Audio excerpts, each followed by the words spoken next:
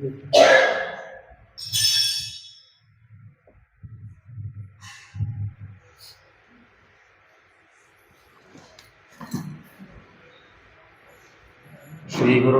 ನಮಃ ಪರಮಗುರುಭ್ಯೋ ನಮಃ ಶ್ರೀಮದಾನಂದತೀರ್ಥ ಭಗವತ್ಪಾದಾಚಾರ್ಯ ಗುರುಭ್ಯೋ ನಮಃ ಹರಿ ಓಂ ಯೋऽन्तಃ ಪ್ರವಿಶ್ಯ ಮಮ ವಾಚಮಿಮಾಂ ಪ್ರಸುಪ್ತಾಂ ಸಂಜೀವಯತ್ಯಖಿಲಶಕ್ತಿಧರಸ್ವಧಾಮ್ನಾ ಅನ್ಯಾಂಶ್ಚ ಹಸ್ತಚರಣಶ್ರವಣತ್ವಗಾದೀನ್ ಪ್ರಾಣಾನ್ ನಮೋ ಭಗವತೆ ಪುರುಷಾಯ ತುಭ್ಯಂ ಬುದ್ಧಿರ್ಬಲಂ ಯಶೋಧೈರ್ಯಂ ನಿರ್ಭಯತ್ವಮರೋಗತಾ ಅಜಾಡ್ಯಂ ವಾಕ್ಪಟುತ್ವಂ ಚ ಹನುಮತ್ಸ್ಮರಣಾತ್ ಭವೇತ್ ನಮೋ ವಸ್ತಾತ್ವಿಕಾ ದೇವಾಃ ವಿಷ್ಣುಭಕ್ತಿಪರಾಯಣಾಃ ಧರ್ಮಮಾರ್ಗೇ ಪ್ರೇರಯಂತು ಭವಂತಃ ಸರ್ವ ಏವ ಹಿ ಅಸ್ಮದ್ಗುರುಸಮಾರಂಭಾಂ ಟೀಕಾಕೃತ್ಪಾದಮಧ್ಯಮಾಂ ಶ್ರೀಮದಾಚಾರ್ಯಪರ್ಯಂತಾಂ ವಂದೇ ಗುರುಪರಂಪರಾಂ ದುರ್ವಾದಿಧ್ವಾಂತರವಯೇ ವೈಷ್ಣವೇಂದೀವರೇಂದವೇ ಶ್ರೀರಾಘವೇಂದ್ರ ಗುರವೇ ನಮೋತ್ಯಂತದಯಾಳವೇ ತಪಸ್ವಾಧ್ಯಾಯ ಶುಶ್ರೂಷಾ ಕೃಷ್ಣಪೂಜಾರತಂ ಮುನಿಂ ವಿಶ್ವೇಶಮಿಷ್ಟದಂ ವಂದೇ ಪರಿವ್ರಾಟ್ ಚಕ್ರವರ್ತಿನಂ ಆಪಾದಮೌಳಿಪರ್ಯಂತಂ ಗುರುಣಾಮಾಕೃತಿಂ ಸ್ಮರೇತ್ ತೇನ ವಿಘ್ನಾಃ ಪ್ರಣಶ್ಯಂತಿ ಸಿದ್ಧ್ಯಂತಿ ಚ ಮನೋರಥಾಃ ಶ್ರೀಗುರುಭ್ಯೋ ನಮಃ ಹರಿ ಓಂ ಸ್ವಸ್ತ್ಯಸ್ತು ಸದಾಂ. ದಶರಥ ರಾಮದೇವರಿಗೆ ಪಟ್ಟಾಭಿಷೇಕವನ್ನು ಮಾಡಬೇಕು ಅಂತ ತೀರ್ಮಾನವನ್ನು ಮಾಡಿ ಎಲ್ಲ ಜನರ ಅನಿಸಿಕೆಯನ್ನು ತಾನು ಸಂಗ್ರಹ ಮಾಡಿದ್ದಾನೆ. ರಾಮದೇವರು ರಾಜ ಆಗೋದು ಬೇಡ ಅಂತ ಯಾವ ಒಬ್ಬ ಪ್ರಜೆಯೂ ಕೂಡ ಹೇಳಿಲ್ಲ. ಎಲ್ಲರೂ ಕೂಡ ರಾಮದೇವರೇ ರಾಜ ಆಗಬೇಕು ಅಂತ ತಮ್ಮ ಅಭಿಮಾನವನ್ನು ವ್ಯಕ್ತಪಡಿಸಿದ್ದಾರೆ. ಇಂತಹ ಸಂದರ್ಭದಲ್ಲಿ ಅದಕ್ಕೆ ಬೇಕಾದ ಎಲ್ಲ ವ್ಯವಸ್ಥೆಗಳನ್ನು ದಶರಥ ತಾನು ಮಾಡಿಕೊಂಡಿದ್ದಾನೆ. ಕುಲಪುರೋಹಿತರಾಗಿರತಕ್ಕಂತಹ ವಸಿಷ್ಠ ಋಷಿಗಳನ್ನು ಕರೆದು ಅದಕ್ಕೆ ಬೇಕಾದ ಏನೇನು ವಿಧಿವಿಧಾನಗಳನ್ನು ಆಚರಣೆ ಮಾಡಬೇಕು, ಅದಕ್ಕೆ ಬೇಕಾದ ಎಲ್ಲ ವ್ಯವಸ್ಥೆಗಳನ್ನು ಮಾಡಬೇಕು ಅಂತ ತೀರ್ಮಾನವನ್ನು ಮಾಡಿದ್ದಾನೆ. ಎಲ್ಲರಿಗೂ ಸಂತೋಷ ಆಗಿದೆ. ಆದರೆ ಇಡೀ ರಾಮರಾಜ್ಯದಲ್ಲಿ ಸಂತೋಷ ವ್ಯಕ್ತಪಡಿಸದೇ ಇರತಕ್ಕಂಥ ಒಬ್ಬ ವ್ಯಕ್ತಿ ಅಂತಂದ್ರೆ ಅದು ಮಂಥರ. ಅವಳಿಗೆ ತುಂಬಾ ವ್ಯಥೆ ಆಗಿದೆ. ರಾಜನಾಗಬಾರದು ಅಂತೇಳಿ ಪಣ ತೊಟ್ಟು ನಿಂತಿದ್ದಾಳೆ. ಹಾಗಾಗಿ ತುಂಬಾ ಕೋಪದಿಂದ ಕೈಕೇಯಿಯ ಅಂತಃಪುರವನ್ನು ಪ್ರವೇಶ ಮಾಡ್ತಾ ಇದ್ದಾಳೆ. ಅಂದ್ರೆ ಕೈಕೇಯಿ ವಾಸ ಮಾಡತಕ್ಕಂತಹ ಕೋಣೆ ಏನಿತ್ತು ಅದರೊಳಗೆ ಪ್ರವೇಶ ಮಾಡಿದ್ದಾಳೆ. ಪ್ರವೇಶ ಮಾಡಿದಾಗ ಕೈಕೇಯಿ ಕೇಳ್ತಾಳೆ, ಏನು ಬಂದಿದ್ದು ವಿಷಯ? ಇಷ್ಟು ಧಾವಂತವಾಗಿ ಮೇಲು ಸಿರು ಬಿಡ್ತಾ ಇಷ್ಟು ಓಡೋಡಿಕೊಂಡು ನನ್ನ ಕೋಣೆಗೆ ಬಂದಿದ್ದೀಯಲ್ಲ, ಅಂತಹ ಸಂಗತಿ ಏನಿದೆ? ನೀನು ಅಷ್ಟು ಆತುರದಿಂದ ನನಗೆ ಹೇಳಲೇಬೇಕು ಅನ್ನುವಂತಹ ವಿಷಯ ಏನಿದೆ ಅಂತ ಕೇಳಿದಾಗ ಮಂಥರ ಹೇಳ್ತಾಳೆ, ರಾಮನಿಗೆ ಪಟ್ಟಾಭಿಷೇಕ ನಡೀತಾ ಇದೆ, ಅದು ನಾಳೆನೇ ಅಂತ ತೀರ್ಮಾನ ಆಗಿದೆ. ಕೈಕೇಯಿಗೆ ತುಂಬ ಸಂತೋಷ ಆಯಿತು. ಇದು ಗೊತ್ತಿದೆ, ರಾಮ ಒಳ್ಳೆ ವ್ಯಕ್ತಿ, ಜ್ಯೇಷ್ಠ ಪುತ್ರ, ಹಾಗಾಗಿ ರಾಮನಿಗೆ ಪಟ್ಟ ಕಟ್ಟೋದು ಅದು ನನಗೂ ಕೂಡ ಸಮ್ಮತವೇ ಆಗಿದೆ. ಎಂಥ ಒಳ್ಳೆ ಸಿಹಿ ಸುದ್ದಿಯನ್ನ ನನಗೆ ತಲುಪಿಸಿದ್ದಿ, ಆದ್ರಿಂದ ನಿನಗೆ ತಗೋ ಉಡುಗೊರೆ ಅಂಥೇಳಿ ಆಭರಣಗಳನ್ನೆಲ್ಲ ಕೊಡ್ತಾಳೆ. ಅದಕ್ಕೆ ಮಂಥರ ಹೇಳ್ತಾಳೆ, ನಿನ್ನ ಆಭರಣ ನೀನೇ ಇಟ್ಕೋ, ನನಗೆ ಬೇಕಾಗಿಲ್ಲ, ಅದು ನಿನ್ನ ಬಗ್ಗೆ ನನಗೆ ಯೋಚನೆ ಆಗ್ತಾ ಇದೆ. ಎಂಥ ಪೆದ್ದಿ ಇದ್ದೀಯ ನೀನು. ರಾಮನಿಗೆ ಪಟ್ಟಾಭಿಷೇಕ ಆಗ್ತಾ ಇದೆ ಅಂತಂದ್ರೆ ಏನರ್ಥ? ನೀನು ಇಷ್ಟು ಸಂತೋಷ ವ್ಯಕ್ತಪಡಿಸ್ತಿದೀಯಲ್ಲ, ಇದು ಒಳ್ಳೆಯದಲ್ಲ ನಿನಗೆ. ಅದಕ್ಕೆ ಕೈಕೇಯಿ ಕೇಳ್ತಾಳೆ, ಯಾಕೆ ಒಳ್ಳೆಯದಲ್ಲ? ನನ್ನನ್ನು ತಾಯಿಯಂತೆ, ಸ್ವಂತ ತಾಯಿಯಂತೆ ನನ್ನ ಪ್ರೀತಿ ಮಾಡ್ತಾನೆ ರಾಮ. ಹೀಗಿದ್ದಾಗ ನನಗೇನಾಗಬೇಕಾದದ್ದಿದೆ? ಅದರಲ್ಲೂ ಒಳ್ಳೆ ಗುಣಗಳಿದೆ, ಯೋಗ್ಯತೆ ಇದೆ, ದೊಡ್ಡ ಮಗ, ಹಿರಿಯ ವ್ಯಕ್ತಿ ಆದ್ದರಿಂದ, ಹಿರಿಯ ಮಗನಾದ್ದರಿಂದ ಅವನಿಗೆ ಪಟ್ಟ ಕಟ್ಟುವುದು ಅನ್ನೋದು ಅದು ಕ್ರಮಪ್ರಾಪ್ತವಾದದ್ದು. ಹಾಗಾಗಿ ಇದರಲ್ಲಿ ಏನು ಮೋಸ ಇಲ್ಲ, ಏನು ತೊಂದರೆ ಇಲ್ಲ, ನೀನ್ ಯಾಕೆ ಇಷ್ಟು ವ್ಯಥೆ ಪಡ್ತಾ ಇದ್ದೀಯ ಅಂತ ಕೇಳಿದಾಗ ಅದಕ್ಕೆ ಅವಳು ಹೇಳ್ತಾಳೆ, ನಿನಗಿನ್ನೂ ಅರ್ಥ ಆಗಿಲ್ಲ, ನೀನು ತುಂಬಾ ಮುಗ್ಧೆ, ಏನನ್ನು ನೋಡಿದ್ರೂ ಅದನ್ನು ನಂಬಿಡ್ತೀಯ. ಪರಿಸ್ಥಿತಿ ಏನಿದೆ, ಎಷ್ಟು ಗಂಭೀರವಾಗಿದೆ ಅನ್ನೋದರ ಬಗ್ಗೆ ನಿನ್ನ ಗಮನವೇ ಇಲ್ಲ. ರಾಮನ ಮೇಲೆ ಪ್ರೀತಿಯಿಂದ ನಿನ್ನ ಒಳಗಣ್ಣು ಅದು ಮುಚ್ಚಿ ಹೋಗಿದೆ. ಒಂದು ಸಲ ಅದನ್ನು ತೆರೆದು ನೋಡು. ಯಾಕೆ ಅಂತಂದ್ರೆ, ಒಂದು ವೇಳೆ ರಾಮ ರಾಜನಾಗಿದ್ದು ಅಂತಾದರೆ, ರಾಜಮಾತೆ ಅಂತ ಯಾರನ್ನ ಕರೀತಾರೆ? ನಿನ್ನ ಮೇಲೆ ಎಷ್ಟೇ ಪ್ರೀತಿ ಇರಲಿ, ನೀನು ರಾಮನನ್ನ ಪ್ರೀತಿ ಮಾಡು, ರಾಮ ನಿನ್ನನ್ನು ಎಷ್ಟೇ ಪ್ರೀತಿ ಮಾಡಲಿ, ಅದು ಕೇವಲ ಆ ಸಂದರ್ಭಕ್ಕೆ ಮಾತ್ರ. ಆದರೆ ರಾಜಮಾತೆ ಅಂತ ಕರೆಸಿಕೊಳ್ಳುವ ಯೋಗ್ಯತೆ ಅದು ಕೌಸಲ್ಯಗೆ ಮಾತ್ರ ಇರುವಂಥದ್ದು. ನೀನು ರಾಜಮಾತೆ ಆಗ್ಲಿಕ್ಕೆ ಸಾಧ್ಯ ಇಲ್ಲ. ಜೊತೆಯಲ್ಲಿ ನಿನ್ನ ಮಗ ಭರತ ಏನಿದ್ದಾನೆ, ಅವನು ರಾಮನ ದಾಸನಾಗ್ತಾನೆ. ಹಾಗಾದ್ರೆ ರಾಮನ ದಾಸನಾಗ್ತಾನೆ ಅಂತಂದ್ರೆ ಏನಾಯ್ತು? ಆಗ ನಿನ್ನ ಭರತನ ಮುಂದಿನ ಪೀಳಿಗೆ ಏನಿದೆ ಅದು ಶಾಶ್ವತವಾಗಿ ದಾಸರಾಗಬೇಕಾಗತ್ತೆ. ರಾಜನಾಗುವಂತಹ ಯೋಗ್ಯತೆ ಸಿಗೋದೇ ಇಲ್ಲ ನಿನಗೆ. ಇದನ್ನು ನಿನಗೆ ಅರ್ಥ ಆಗ್ತಾ ಇದೆಯಾ? ನಿನ್ನ ಮಗ ಒಬ್ಬ ವ್ಯಕ್ತಿಯ ದಾಸನಾಗ್ತಾನೆ. ಎಂಥ ಅದ್ಭುತ ಪರಾಕ್ರಮಿ ಭರತ. ಅಂಥ ಭರತ ರಾಮನ ಅಡಿಯಾಳಾಗಿ ಅವನ ಸೇವೆ ಮಾಡ್ಕೊಂಡಿರ್ತಾನೆ. ನೀನು ರಾಮನ ಕೌಸಲ್ಯ ಸೇವೆಯನ್ನು ಮಾಡ್ಕೊಂಡಿರ್ಬೇಕಾಗತ್ತೆ. ಒಬ್ಬ ರಾಜಕುಮಾರಿಯಾಗಿ ಈ ರೀತಿ ಯೋಚನೆ ಮಾಡ್ತಾ ಇದೆಯಲ್ಲ, ಇದು ಎಷ್ಟರ ಮಟ್ಟಿಗೆ ಸರಿ ಅಂತ. ಹೀಗೆಲ್ಲ ಅನೇಕ ರೀತಿಯಿಂದ ಆ ಕೈಕೇಯಿಯ ಮನಸ್ಸನ್ನ ಕೆಡಿಸ್ತಾಳೆ. ನಾನಾ ರೀತಿ ಉಪಾಯಗಳನ್ನು ಹೇಳುತ್ತಾಳೆ. ಆ ಎಲ್ಲ ಕೇಳಿರತಕ್ಕಂಥ ಕೈಕೇಯಿಗೆ ಹೌದು ಅನಿಸ್ಲಿಕ್ಕೆ ಪ್ರಾರಂಭ ಆಯಿತು. ಅದಕ್ಕೊಂದು ಉದಾಹರಣೆಯನ್ನು ಕೊಡ್ತಾಳೆ ಕೈಕೇಯಿ. ಮಂಥರೆ, ದಿತಿ ಮತ್ತು ಅದಿತಿ ಇಬ್ಬರಿದ್ದಾರೆ. ಇಬ್ಬರು ಅಕ್ಕ ತಂಗಿಯರು. ಅಕ್ಕ ತಂಗಿಯರು ಅಂದರೆ ಒಬ್ಬನೇ ಗಂಡ, ಇಬ್ಬರ ಹೆಂಡತಿಯರು, ಅಂದ್ರೆ ದಿತಿ ಮತ್ತು ಅದಿತಿ. ಈ ದಿತಿಯಲ್ಲಿ ಹುಟ್ಟಿರತಕ್ಕಂಥವರು ದೈತ್ಯರು, ಅದಿತಿಯಲ್ಲಿ ಹುಟ್ಟಿರತಕ್ಕಂಥವರು ದೇವತೆಗಳು. ಇಲ್ಲಿ ಏನಾಗ್ತಾ ಇದೆ ಗಮನಿಸಿದ್ಯಾ ನೀನು? ಪರಮಾತ್ಮ ಅವತಾರ ಮಾಡಿದಾಗಲೆಲ್ಲ ಅದಿತಿಯ ಮಕ್ಕಳನ್ನ ರಕ್ಷಣೆಯನ್ನು ಮಾಡುತ್ತಾನೆ, ದ್ವಿತೀಯ ಮಕ್ಕಳನ್ನ ದಮನ ಮಾಡೋದು. ಹಾಗಾದ್ರೆ ಎಲ್ಲಿ ತನಕ ಬಂತು ಇದು ಅಂತಂದ್ರೆ, ದ್ವಿತೀಯ ಮಕ್ಕಳು ಅಂತ ಯಾರ್ಯಾರಿದ್ದಾರೋ ಅವರೆಲ್ಲರೂ ಪರಮಾತ್ಮನಿಂದ ಸತ್ತಿದ್ದಾರೆ.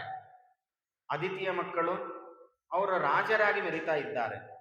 ಬಲಿಚಕ್ರವರ್ತಿ ಆಗಿರಬಹುದು, ಈಗ ರಾವಣ ಕುಂಭಕರ್ಣರು, ಹಿಂದೆ ಯಾರು ಹಿರಣ್ಯಾಕ್ಷ ಹಿರಣ್ಯಕಶಿಪು, ಹೀಗೆ ದ್ವಿತೀಯ ಮಕ್ಕಳು ಅಂತ ಯಾರ್ಯಾರಿದ್ದಾರೋ ಅವರೆಲ್ಲರೂ ಕೂಡ ಪರಮಾತ್ಮನಿಂದ ಹತರಾಗ್ತಾ ಇದ್ದಾರೆ, ಅಥವಾ ಯಾವುದೋ ಒಂದು ರೀತಿಯಿಂದ ಆ ದೇವತೆಗಳ ರಾಜ್ಯವನ್ನ ಪಡೆಯುವಂತಹ ಭಾಗ್ಯ ಏನಿದೆ ಅದರಿಂದ ವಂಚಿತರಾಗ್ತಾ ಇದ್ದಾರೆ. ಇಲ್ಲೂ ಇದೇ ಪರಿಸ್ಥಿತಿ ಇದೆ.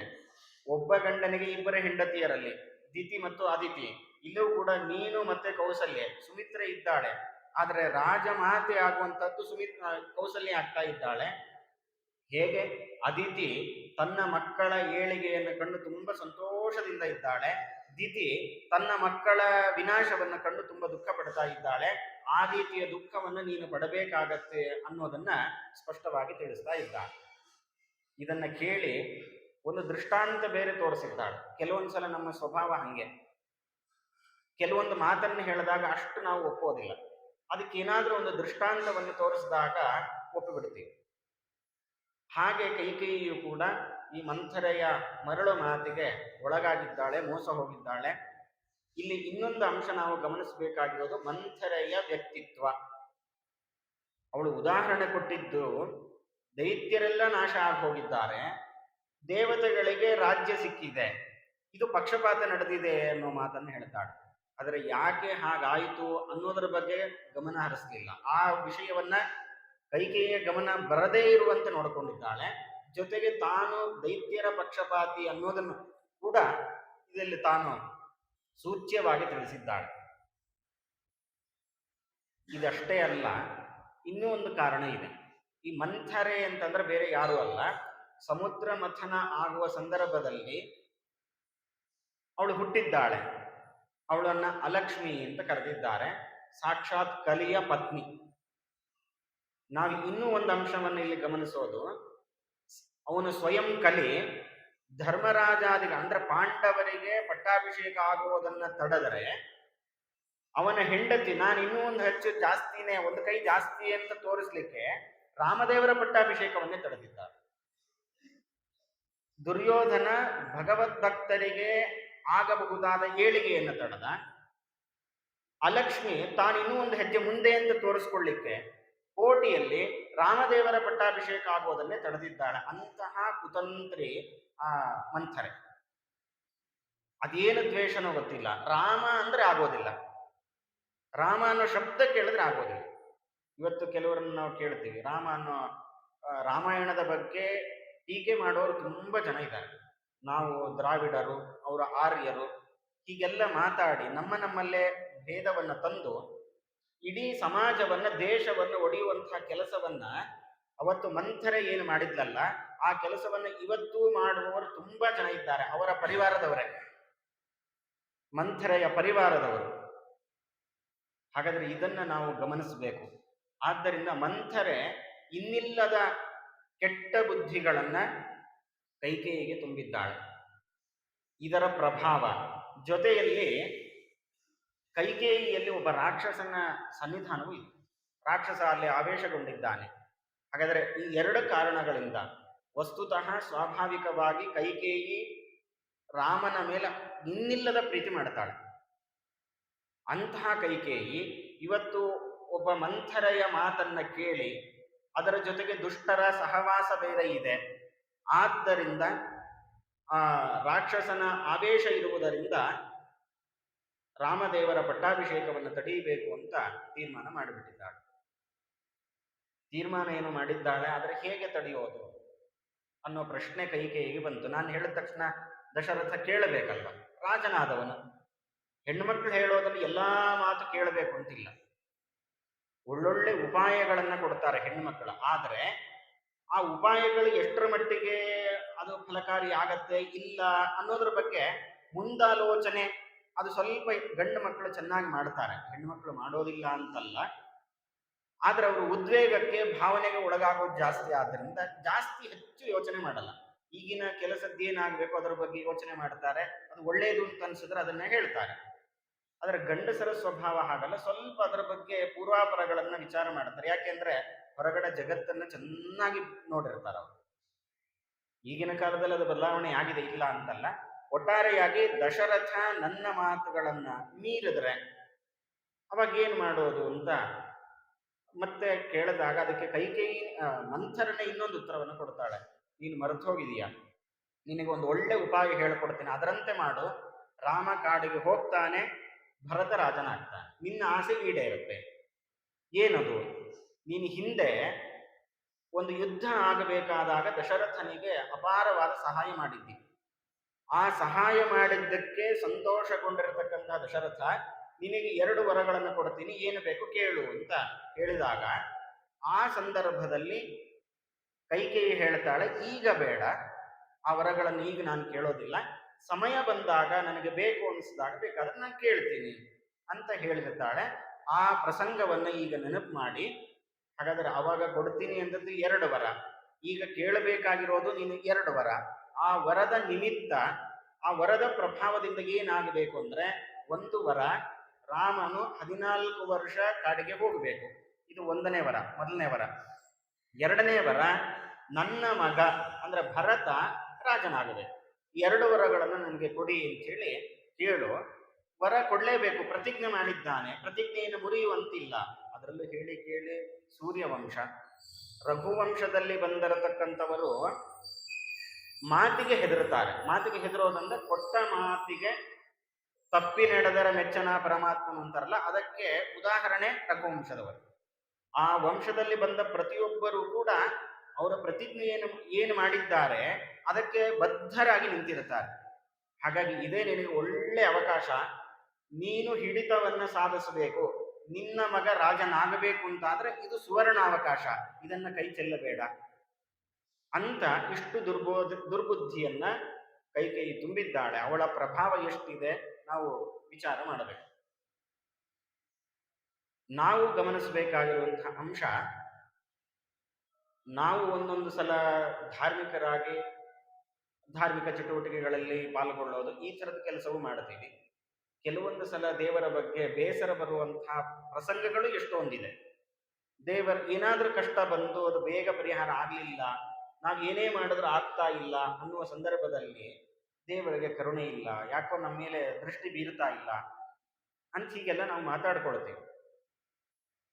ಈ ಪ್ರಭಾವ ಹೇಗೆ ನಮ್ಮಲ್ಲಿ ಬರಲಿಕ್ಕೆ ಸಾಧ್ಯ ಅಂತ ವಿಚಾರ ಮಾಡ್ಲಿಕ್ಕೆ ಹೊರಟ್ರೆ, ಈ ಕೆಲವರು ದುಷ್ಟರ ಮಾತುಗಳ ಪ್ರಭಾವ ಇರುತ್ತಲ್ಲ, ಅದು ನಮ್ಮ ಮೇಲೆ ಹೇಗೆ ಪರಿಣಾಮ ಬೀರುತ್ತೆ, ಜೊತೆಗೆ ನಮ್ಮ ಒಳಗಡೆ ಇರತಕ್ಕಂತಹ ತತ್ವಾಭಿಮಾನಿ ಅಸುರರು ಯಾರಿದ್ದಾರೋ, ದೈತ್ಯರು ಯಾರಿದ್ದಾರೋ, ಅವರು ನಮ್ಮನ್ನ ಈ ಕೆಲಸ ಮಾಡಲಿಕ್ಕೆ ಇನ್ನಿಲ್ಲದ ಪ್ರಯತ್ನವನ್ನು ಮಾಡ್ತಾರೆ. ಹೇಗೆ ಮಂಥರೆ ಶುದ್ಧ ಮನಸ್ಕಳಾದ ಆ ಕೈಕೇಯಿಯ ಮನಸ್ಸನ್ನ ಕದಡಿ ಅಲ್ಲಿ ಇಲ್ಲದೇ ಇರತಕ್ಕಂತಹ ದ್ವೇಷವನ್ನು ತುಂಬಿದ್ದಾಳೆ.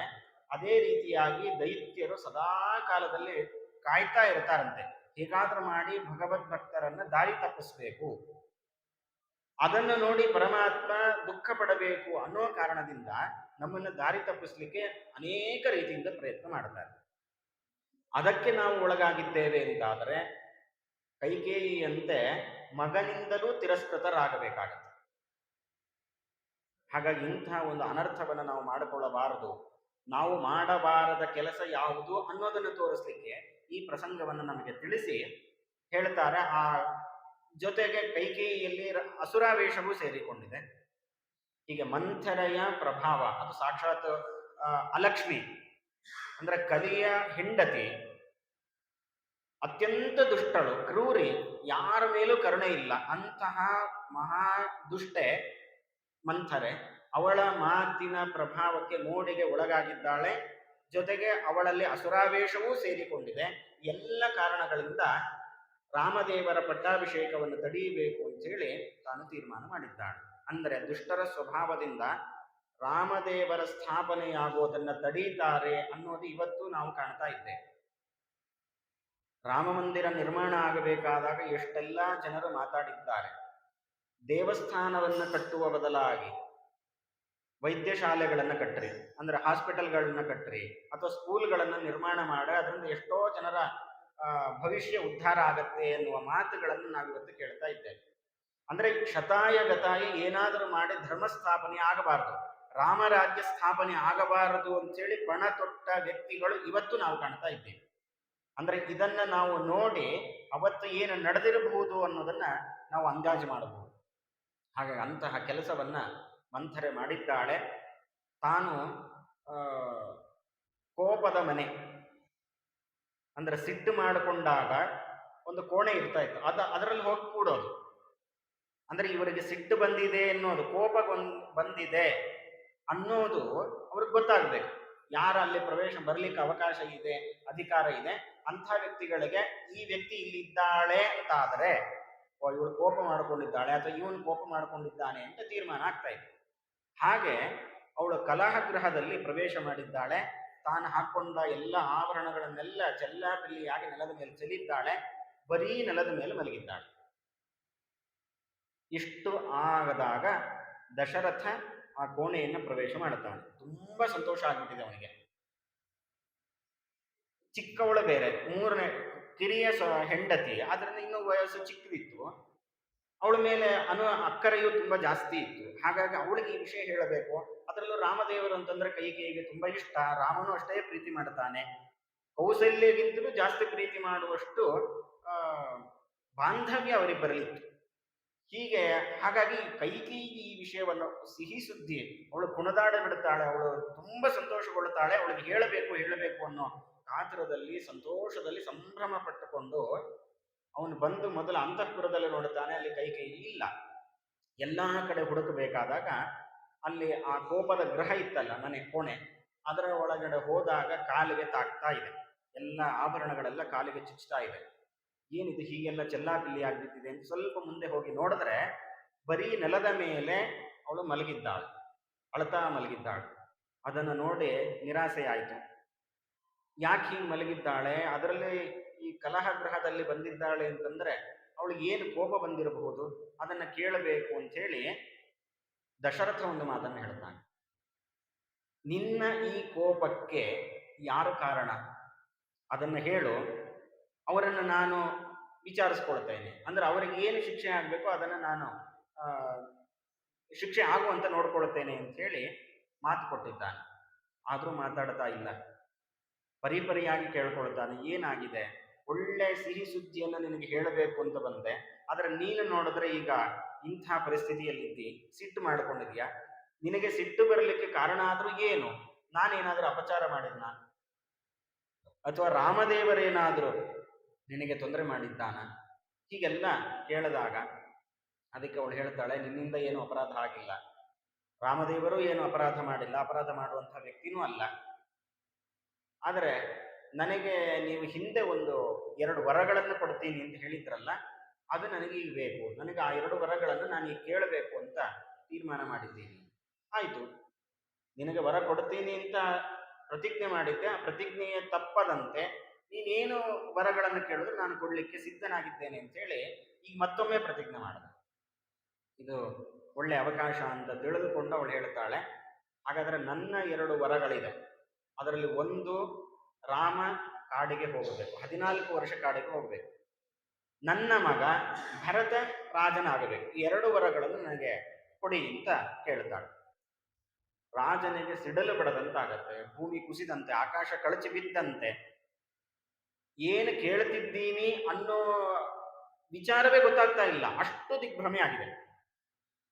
ಇದ್ದಕ್ಕಿದ್ದಾಗಲೇ ರಾಮದೇವರನ್ನ ಅಷ್ಟು ಪ್ರೀತಿ ಮಾಡುವಂತಹ ಕೈಕೇಯಿ ರಾಮನನ್ನ ಕಾಡಿಗೆ ಅಟ್ಟುವಂತಹ ಕೆಲಸ, ಅದು 14 ವರ್ಷ ಕಾಡಿಗೆ ಅಟ್ಟುವಂತಹ ಕೆಲಸ ಮಾಡ್ತಿದ್ದಾಳೆ ಅಂದ್ರೆ ದಶರಥನಿಗೆ ಇನ್ನೂ ನಂಬಲಿಕ್ಕೆ ಸಾಧ್ಯ ಇಲ್ಲ. ಅಷ್ಟು ದಿಗ್ಭ್ರಾಂತನಾಗಿದ್ದಾನೆ, ತಲೆನೇ ಓಡ್ತಾ ಇಲ್ಲ, ತಾನು ಎಲ್ಲಿದ್ದೀನಿ, ಏನು ಮಾಡ್ತಾ ಇದ್ದೀನಿ ಏನೋ ಗೊತ್ತಾಗ್ತಾ ಇಲ್ಲ.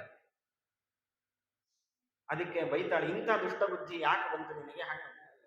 ನಾನಾ ರೀತಿಯಿಂದ ಬೈದಾಗ ಹೇಳ್ತಾಳೆ, ಇಲ್ಲ, ನನ್ನ ಮಗ ರಾಜನಾಗಬೇಕು ಅನ್ನೋದು ನನ್ನ ಕನಸು.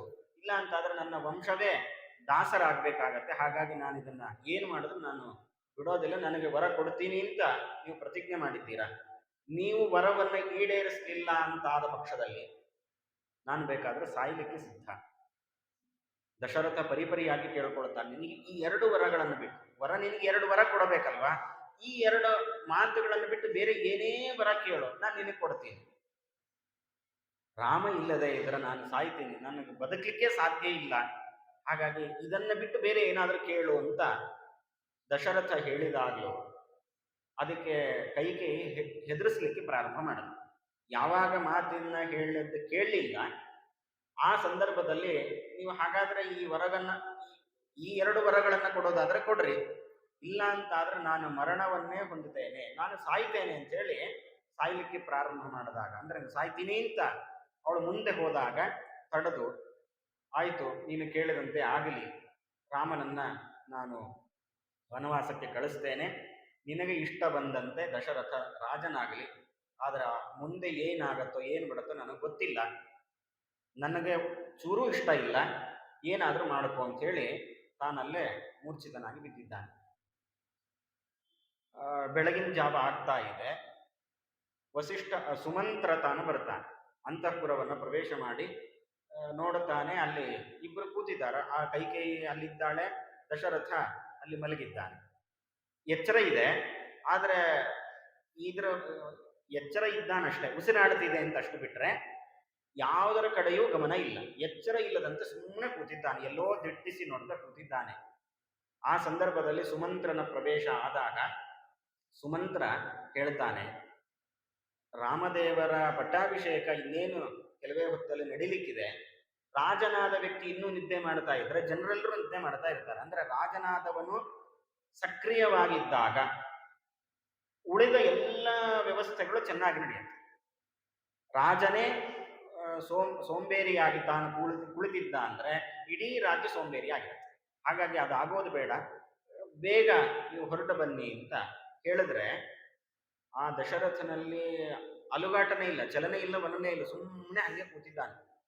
ಏನಾಯಿತು, ಏನಾದರೂ ತೊಂದರೆ ಆಯ್ತಾ ಅಂತ ಕೇಳಿದಾಗ ಕೈಕೇಯಿ ಮಾತಾಡ್ತಾಳೆ, ಇಲ್ಲ, ಏನು ತೊಂದರೆ ಆಗಿಲ್ಲ, ರಾಮದೇವರ ಪಟ್ಟಾಭಿಷೇಕ ಅನ್ನೋ ಕಾರಣಕ್ಕೋಸ್ಕರ ಅವರಿಗೆ ನಿನ್ನೆಲ್ಲ ಅದ್ರ ಬಗ್ಗೆನೇ ಮಾತಾಡ್ತಾ ಇದ್ವಿ ರಾತ್ರಿ ಎಲ್ಲ, ಸರಿಯಾಗಿ ನಿದ್ದೆ ಇಲ್ಲ, ಸ್ವಲ್ಪ ಹೊತ್ತು ನಿದ್ದೆ ಮಾಡ್ಲಿ ಬಿಡಿ ಅಂತ ಹೇಳಿದಾಗ ಅದಕ್ಕೆ ಹಾಗಾದ್ರೆ ಮುಂದೆ ಏನು ಮಾಡಬೇಕು, ಅದಕ್ಕೂ ದಶರಥನಿಂದ ಉತ್ತರ ಇಲ್ಲ. ಹಾಗೆ ಕೂತಿದ್ದಾನೆ. ಅಷ್ಟು ದಿಗ್ಭ್ರಮೆ ಆಗಿದೆ, ಆಘಾತ ಆಗಿದೆ.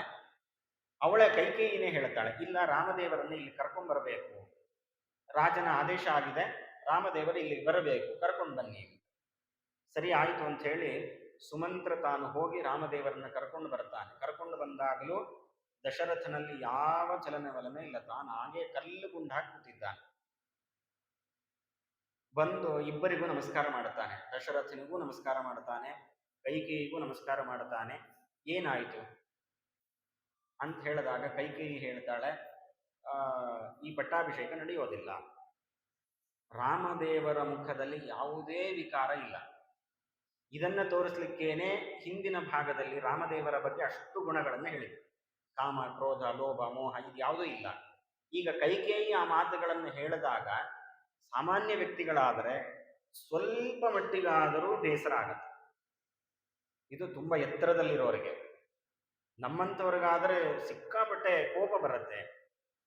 ಆದರೆ ರಾಮದೇವರು ಯಾವ ವಿಕಾರವೂ ಇಲ್ಲದೆ, ಆಯಿತು ವನಕ್ಕೆ ಹೋಗ್ಬೇಕಲ್ವ, ನಾನು ಹೋಗ್ತೀನಿ, ಆದರೆ ಒಂದೇ ಒಂದು ಪ್ರಶ್ನೆ ನಂದು, ನಾನೇನಾದರೂ ತಪ್ಪು ಮಾಡದ್ನಾ ಅಂತ ಕೇಳಿದಾಗ ಅದಕ್ಕೆ ಕೈಕೇಯಿಯೂ ಹೇಳ್ತಾಳೆ, ದಶರಥನು ಹೇಳ್ತಾನೆ, ನಿನ್ನಿಂದ ತಪ್ಪಾಗಿಲ್ಲ, ಆದರೆ ಅವರು ನನಗೆ 2 ವರವನ್ನ ಕೊಡ್ತೀನಿ ಅಂತ ಪ್ರತಿಜ್ಞೆಯನ್ನು ಮಾಡಿದ್ರು. ಆ ವರವನ್ನ ಕೇಳಿದ್ದು ಈ ರೀತಿಯಿಂದ, ನೀನು 14 ವರ್ಷ ಕಾಡಿಗೆ ಹೋಗಬೇಕು, ಭರತ ರಾಜನಾಗಬೇಕು ಅಂತ ವರಗಳನ್ನು ಕೇಳಿದ್ದೀನಿ. ಆ ದುಃಖದಲ್ಲಿ ನಿನ್ನ ತಂದೆ ಏನೂ ಮಾತಾಡ್ತಾ ಇಲ್ಲ, ಅವರ ಆದೇಶ ಇದು, ನೀನು ಪಾಲನೆ ಮಾಡಬೇಕು ಅಂತ ಹೇಳಿದಾಗ ಸಂತೋಷದಿಂದ ರಾಮಚಂದ್ರ ದೇವರು ಒಪ್ಪಿದ್ದಾರೆ. ದಶರಥನಿಗೆ ನಮಸ್ಕಾರವನ್ನು ಮಾಡಿ, ಹಾಗಾದರೆ ನನಗೆ ಕಾಡಿಗೆ ಹೋಗಲಿಕ್ಕೆ ನೀವು ಅನುಮತಿಯನ್ನು ಕೊಡಬೇಕು ಅಂತ ಕೇಳಿ ರಾಮದೇವರು ವಾಪಸ್ ಬಂದಿದ್ದಾರೆ. ಅಂದರೆ ಆ ರಾಜನ ಬಟ್ಟೆಗಳೇನಿತ್ತಲ್ಲ ಅದನ್ನೆಲ್ಲ ಕಳಚಿ ನಾರು ಮಡಿ ಉಡಬೇಕು. ಆ ನಾರು ಮಡಿ ಉಡಬೇಕು ಅನ್ನೋದಕ್ಕೆ ಅವಳೇ ತಂದು ಕೊಡ್ತಾಳೆ ಕೈಕೇಯಿ. ಆ ಸಂದರ್ಭದಲ್ಲಿ ದಶರಥ ಮಾತಾಡ್ತಾನೆ, ಇನ್ನಾದರೂ ನಿನ್ನ ಮನಸ್ಸು ಕರಗತ್ತೇನೋ ಅಂತ ನಾನು ತುಂಬ ಕಾಯ್ತಾ ಇದ್ದೆ. ಇಷ್ಟು ಕಠಿಣವಾಗಿ ಹೇಗೆ ಇರಲಿಕ್ಕೆ ಸಾಧ್ಯ, ನೀನು ಮನುಷ್ಯಳೇ ಅಲ್ಲ ಅನ್ನೋ ರೀತಿಯಲ್ಲಿ ಕೈಕೇಯಿಯನ್ನು ಚೆನ್ನಾಗಿ ಬೈತಾನೆ. ಅಂದರೆ ಮಗನಿಗೆ ತಾನೇ ನಾರು ಮಡಿಯನ್ನು ಕೊಟ್ಟು, ನಾರು ಬಟ್ಟೆಯನ್ನು ಕೊಟ್ಟು ನೀನು ಕಾಡಿಗೆ ಹೋಗುವಂತ ಯಾವ ತಾಯಿ ಹೇಳಲಿಕ್ಕೆ ಸಾಧ್ಯ? ನೀನು ಅಷ್ಟು ರಾಮನನ್ನ ಪ್ರೀತಿ ಮಾಡಿದವಳು, ಇಷ್ಟು ಕಠಿಣ ಹೃದಯ ನಿನಗೆ ಹೇಗೆ ಬರಲಿಕ್ಕೆ ಸಾಧ್ಯ ಅಂತ ಬೈದಾಗ ಕೈಕೇಯಿಯಲ್ಲಿ ಯಾವುದೇ ರೀತಿ ಬದಲಾವಣೆ ಇಲ್ಲ. ಅವಳು ಯಾವಾಗ ರಾಮನನ್ನ ಕಾಡಿಗೆ ಕಳಿಸಬೇಕು ಅಂತಲೇ ಕಾಯ್ತಾ ಇದ್ದಾಳೆ. ಅದೇ ರೀತಿ ನಡೆದುಕೊಳ್ತಾ ಇರುವಾಗ ರಾಮದೇವರು ಆ ವಸ್ತ್ರವನ್ನು ಸ್ವೀಕಾರ ಮಾಡಿ ತಾವು ಹೋಗಿದ್ದಾರೆ. ಹೋಗಬೇಕಾದಾಗ ಲಕ್ಷ್ಮಣನಿಗೆ ವಿಷಯ ಗೊತ್ತಾಗಿದೆ. ಲಕ್ಷ್ಮಣ ತುಂಬ ಸಿಟ್ಟಾಗ್ತಾನೆ, ಯಾಕೆ ಹೋಗ್ಬೇಕು, ಹೋಗಬಾರ್ದು ಅಂತೆಲ್ಲ ಮಾತುಕತೆ ನಡೆಯುತ್ತೆ. ಲಕ್ಷ್ಮಣನನ್ನ ಸಮಾಧಾನ ಪಡಿಸ್ತಾರೆ ರಾಮಚಂದ್ರ ದೇವರು. ಹಾಗಾದರೆ ನೀನು ಎಲ್ಲಿರ್ತೀನಿ, ನಾನು ಅಲ್ಲೇ ಇರ್ತೀನಿ, ನಿನ್ನನ್ನು ಬಿಟ್ಟು ನಾನು ಇಲ್ಲಿ ಅಯೋಧ್ಯೆಯಲ್ಲಿ ವಾಸ ಮಾಡುವುದು ಅಂತ ನನಗೆ ಇಷ್ಟವೇ ಇಲ್ಲ, ಹಾಗಾಗಿ ನಾನು ಬರ್ತೀನಿ ಅಂತ ಕೇಳಿದಾಗ ರಾಮದೇವರು ತಡಿಲಿಕ್ಕೆ ಪ್ರಯತ್ನ ಪಡ್ತಾರೆ. ಆದರೆ ಲಕ್ಷ್ಮಣ ಏನಾದರೂ ಒಪ್ಕೊಳ್ಳೋದಿಲ್ಲ. ನಾನು ಬರ್ತೀನಿ ಅಂತಂದಾಗ ಆಗಬಹುದು ಅಂತ ರಾಮದೇವರು ಅಪ್ಪಣೆಯನ್ನು ಕೊಟ್ಟಿದ್ದಾರೆ. ಇನ್ನು ಈ ವಿಷಯ ಸೀತೆಗೆ ಹೇಳಬೇಕು ಅಂತ ಹೇಳಿ ಸೀತೆಯ ಕೋಣೆಗೆ ಹೋದಾಗ ಅವಳು ಹೇಳ್ತಾಳೆ, ಹಾಗಾದ್ರೆ ನೀವಿಲ್ಲ ಅಂತ ಅಂದ್ರೆ ನಾನು ಬಂದ್ಬಿಡ್ತೀನಿ, ನನಗೆ ಗಂಡನೇ ಸರ್ವಸ್ವ, ಗಂಡನೇ ಇಲ್ಲದೆ ಇದ್ದ ಮೇಲೆ ನಾನು ಈ ರಾಜ್ಯದಲ್ಲಿ ಇದ್ದಾದರೂ ನಾನು ಏನು ಮಾಡಬೇಕಾಗಿದೆ, ನಾನು ನಿಮ್ಮ ಜೊತೆ ಬರ್ತೀನಿ ಅಂತ ಹೇಳಿದಾಗ ಬೇಡ ಅಂತ ಹೇಳಿ ರಾಮದೇವರು ಹೇಳ್ತಾರೆ. ಆದರೂ ಸೀತೆ ಕೇಳೋದಿಲ್ಲ, ನಾನು ಬರ್ತೀನಿ ಅಂತಂದಾಗ 3 ಜನರು ಕಾಡಿಗೆ ಹೋಗಬೇಕು ಅಂತ ತೀರ್ಮಾನ ಮಾಡಿದ್ದಾರೆ. ಹಾಗಾಗಿ ರಾಮದೇವರು ತಾಯಿಯ ದರ್ಶನವನ್ನು ಪಡೆದು ನಮಸ್ಕಾರ ಮಾಡಿ ಆಶೀರ್ವಾದವನ್ನು ಪಡೆದುಕೊಂಡು ಹೋಗಬೇಕು ಅಂಥೇಳಿ ಕೌಸಲ್ಯೆಯ ಗೃಹಕ್ಕೆ ಪ್ರವೇಶ ಮಾಡಿದಾಗ ಕೌಸಲ್ಯಗೆ ಆಗಲೇ ವಿಷಯ ಗೊತ್ತಾಗಿತ್ತು. ಅಳತಾ ಕೂತಿದ್ದಾಳೆ. ಎಷ್ಟು ರೀತಿಯಿಂದ ಅಳತಾಳೆ ಅಂದರೆ ಕೇಳೋದೇ ಇಲ್ಲ. ಹೇಳ್ತಾಳೆ, ನಾನು ರಾಜ್ಯದ ಹಿರಿಯ ರಾಣಿ, ನನಗೆ ಅಧಿಕಾರ ಇದೆ, ಕೈಕೇಯಿಗೆ ಎಷ್ಟು ಅಧಿಕಾರ ಇದೆಯೋ ಅದಕ್ಕಿಂತಲೂ ಹೆಚ್ಚು ಅಧಿಕಾರ ನನಗಿದೆ, ಹಾಗಾಗಿ ನಾನು ಹೇಳ್ತಾ ಇದ್ದೇನೆ, ನೀನು ಹೋಗೋದು ಬೇಡ. ಅದಕ್ಕೆ ರಾಮದೇವರು ಸಮಾಧಾನ ಪಡಿಸ್ತಾರೆ, ಇಲ್ಲ, ನೀನು ರಾಣಿ ಆಗಿರಬಹುದು, ಆದರೆ ನಮ್ಮ ಕುಲದ ಒಂದು ಪ್ರತಿಜ್ಞೆ ಇದೆ, ಕುಲದ ಒಂದು ಪ್ರತಿಜ್ಞೆಯನ್ನು ಉಳಿಸ್ಕೊಳ್ಳುವಂಥ ಒಂದು ನಡತೆ ಇದೆಯಲ್ಲ, ಅದಕ್ಕೆ ನಾನು ಮಚ್ಚೆ ತರಬಾರದು. ತಂದೆಯ ಮಾತನ್ನ ಮೀರಿದ್ದು ಅಂತ ಆಗಬಾರದು. ಹಾಗಾಗಿ ನಾನು ಅವಶ್ಯ ಹೋಗ್ತೀನಿ ಅಂತ. ನನ್ನನ್ನು ಬಿಟ್ಟು ಹೋದ್ರೆ ನನ್ನನ್ನು ನೋಡ್ಕೊಳ್ಳೋರು ಯಾರು? ನಮಗೆಲ್ಲ ತೊಂದರೆ ಆಗತ್ತಲ್ವಾ ಅಂತ ಕೇಳಿದ್ದಕ್ಕೆ, ತಂದೆಯ ಮಾತನ್ನು ಮೀರೋದು ಇದು ಯಾವತ್ತೂ ಶ್ರೇಯಸ್ಸಲ್ಲ ನನಗೆ. ತಂದೆಯ ಮಾತಿಗೆ ಕಟ್ಟು ಬಿದ್ದು ಪರಶುರಾಮ ದೇವರು ತಾಯಿಯ ತಲೆ ಕಳೆದಿದ್ದಾರೆ. ಅಷ್ಟು ತಂದೆಯ ಮಾತಿಗೆ ಬೆಲೆ ಇದೆ. ಹಾಗಾಗಿ ನಾನು ಕೂಡ ತಂದೆಯ ಮಾತನ್ನ ಮೀರ್ಲಿಕ್ಕೆ ಸಾಧ್ಯ ಇಲ್ಲ. 14 ವರ್ಷ ಆದ್ಮೇಲೆ ಮತ್ತೆ ನಾನು ನಿಮ್ಮಲ್ಲಿಗೆ ಬರ್ತೀನಿ, ನಾನು ನಿಮ್ಮ ಜೊತೆ ಇರ್ತೀನಿ, ನನ್ನನ್ನು ಬೇಕಾದಷ್ಟು ಪ್ರೀತಿ ಮಾಡಬಹುದು. ಹಾಗಾಗಿ ನೀವೇನು ದುಃಖ ಪಡೋದು ಬೇಡ, ನಾನು ಹೋಗ್ಲಿಕ್ಕೆ ನನಗೆ ಅಪ್ಪಣೆಯನ್ನು ಕೊಡಿ ಅಂತ ಹೇಳಿದಾಗ ತುಂಬಾ ಕಷ್ಟದಿಂದ ಕೌಸಲ್ಯ ಆಯಿತು ಅಂತ ಹೇಳಿದ್ದಾಳೆ. ಇದಾದ್ಮೇಲೆ 3-4 ಬಾರಿ ಇದೇ ರೀತಿ ತಡಿಲಿಕ್ಕೆ ಪ್ರಯತ್ನ ಪಡ್ತಾಳೆ ಕೌಸಲ್ಯ. 3-4 ಬಾರಿ ಕೌಸಲ್ಯಗೆ ಸಮಾಧಾನ ಪಡಿಸಿ ಅವಳ ಒಪ್ಪಿಗೆಯನ್ನು ಪಡೆದು ಕಾಡಿಗೆ ಹೋಗಬೇಕು ಅಂತ ತೀರ್ಮಾನ ಮಾಡಿದ್ದಾರೆ. ಮತ್ತೆ ಇನ್ನೊಂದು ಸಲ ಸೀತೆನೂ ನನ್ನ ಜೊತೆ ಬರ್ತಾ ಇದ್ದಾಳೆ, ಲಕ್ಷ್ಮಣನೂ ನನ್ನ ಜೊತೆ ಬರ್ತಾ ಇದ್ದಾನೆ, ನೀವು ಅಪ್ಪಣೆಯನ್ನು ಕೊಡಬೇಕು ಅಂತ ಹೇಳಿ ಮತ್ತೆ ದಶರಥನ ಬಳಿಗೆ ಬಂದಿದ್ದಾನೆ. ಅಂದ್ರೆ ಒಬ್ಬ ತಂದೆಯ ಮನಸ್ಥಿತಿ ಹೇಗಿರಬೇಕು ಅನ್ನೋದನ್ನು ನಾರಾಯಣ ಪಂಡಿತಾಚಾರ್ಯರು ಅದ್ಭುತವಾಗಿ ಚಿತ್ರಿಸಿದ್ದಾರೆ. ಅಂದ್ರೆ ಇದು ಕಾವ್ಯದ ದೃಷ್ಟಿಯಿಂದ ಮಾತ್ರ ಅಲ್ಲ, ಆಗಿನ ಕಾಲದಲ್ಲಿ ಏನು ಘಟನೆ ನಡೆದಿದೆ ಅನ್ನೋದನ್ನ ತೋರಿಸ್ಲಿಕ್ಕೆ ಅದ್ಭುತವಾಗಿ ಹೇಳಿದ್ದಾರೆ. ಆದ್ರೆ ಇಲ್ಲಿ ಒಂದು ಅಂಶ ಏನು ಅಂತಂದ್ರೆ, ರಾಮಾಯಣದಲ್ಲಿ ಬರುವಂತಹ ಘಟನೆಗಳೇನಿದೆ, ತಾತ್ಪರ್ಯ ನಿರ್ಣಯದಲ್ಲಿ ಆಚಾರ್ಯರು ಏನನ್ನ ಹೇಳಿದ್ದಾರೆ, ಆ ಎರಡನ್ನೂ ಹೊಂದಿಸಿಕೊಂಡು ಆ ಕಥೆಯಲ್ಲಿ ಯಾವುದೇ ರೀತಿ ಚ್ಯುತಿ ಬಾರದಂತೆ ಅಲ್ಲಿ ಏನೇನು ಹೇಳಿದ್ದಾರೋ ಅದನ್ನು ಹಾಗೆ ಇಲ್ಲಿ ಸಂಗ್ರಹ ಮಾಡಿಕೊಟ್ಟಿದ್ದಾರೆ ನಾರಾಯಣ ಪಂಡಿತಾಚಾರ್ಯರು. ಅದನ್ನ ಓದ್ತಾ ಇದ್ರೆ ಕಣ್ಣಲ್ಲಿ ನೀರು ಬರುವ ರೀತಿಯಲ್ಲಿ ಆ ಪ್ರಸಂಗಗಳಿವೆ. ರಾಮದೇವರನ್ನ ಕಾಡಿಗೆ ಕಳಿಸುವಂತಹ ಪ್ರಸಂಗ, ಅಂತಹ ಪ್ರಸಂಗದಲ್ಲಿ ರಾಮಚಂದ್ರ ದೇವರು ಸೀತಾ ಸಮೇತನಾಗಿ ದಶರಥನ ದರ್ಶನವನ್ನು ಮಾಡಿಕೊಂಡು ಅವನ ಅಪ್ಪಣೆಯನ್ನು ಪಡೆದು ಕಾಡಿಗೆ ಹೋಗಬೇಕು ಅಂತ ಪ್ರಯತ್ನ ಪಟ್ಟಿದ್ದಾರೆ. ಹೋಗಿ ದಶರಥನಿಗೆ ನಮಸ್ಕಾರ ಮಾಡಿದಾಗ ಯಾವುದೇ ಚಲನೆ ಇಲ್ಲ. ಇನ್ನು ಮಗ ತೀರ್ಮಾನ ಮಾಡಿ ಆಗಿದೆ ಹೋಗಬೇಕು ಅಂತ, ಇನ್ನೇನು ಮಾಡೋದು ಅಂತ ಹೇಳಿ ಹಾಗೆ ಕೂತಿದ್ದಾರೆ. ನಮಸ್ಕಾರವನ್ನು ಮಾಡಿ ಅಪ್ಪಣೆಯನ್ನು ಪಡೆದು ರಾಮದೇವರು ಹೋಗುವಾಗ ಸೀತೆಗೆ ನಾರುಮಡಿಯನ್ನು ಕೊಡ್ಲಿಕ್ಕೆ ಕೈಕೇಯಿ ಬರ್ತಾಳೆ. ಈ ನಾರುಮಡಿಯನ್ನು ಉಟ್ಕೋ ಅಂತ ಕೈಕೇಯಿ ಕೊಟ್ಟಾಗ ಅದನ್ನು ನೋಡಿ ಸೀತೆ ಒಂದು ಮಾತು ಹೇಳ್ತಾಳೆ. ಈ ಋಷಿಪತ್ನಿಯರು ಕಾಡಲ್ಲಿ ವಾಸ ಮಾಡ್ತಾರಲ್ಲ, ಆಶ್ರಮಗಳನ್ನು ಕಟ್ಟಿಕೊಂಡು, ಅವರು ಹೇಗೆ ತಾನೇ ಈ ನಾರಿನ ಮಡಿಯನ್ನು ಉಡ್ಲಿಕ್ಕೆ ಸಾಧ್ಯ? ಅಷ್ಟು ಕಠೋರವಾಗಿರುತ್ತೆ. ಸ್ತ್ರೀಯರ ದೇಹ ಅನ್ನೋದು ಅಷ್ಟು ಕೋಮಲ.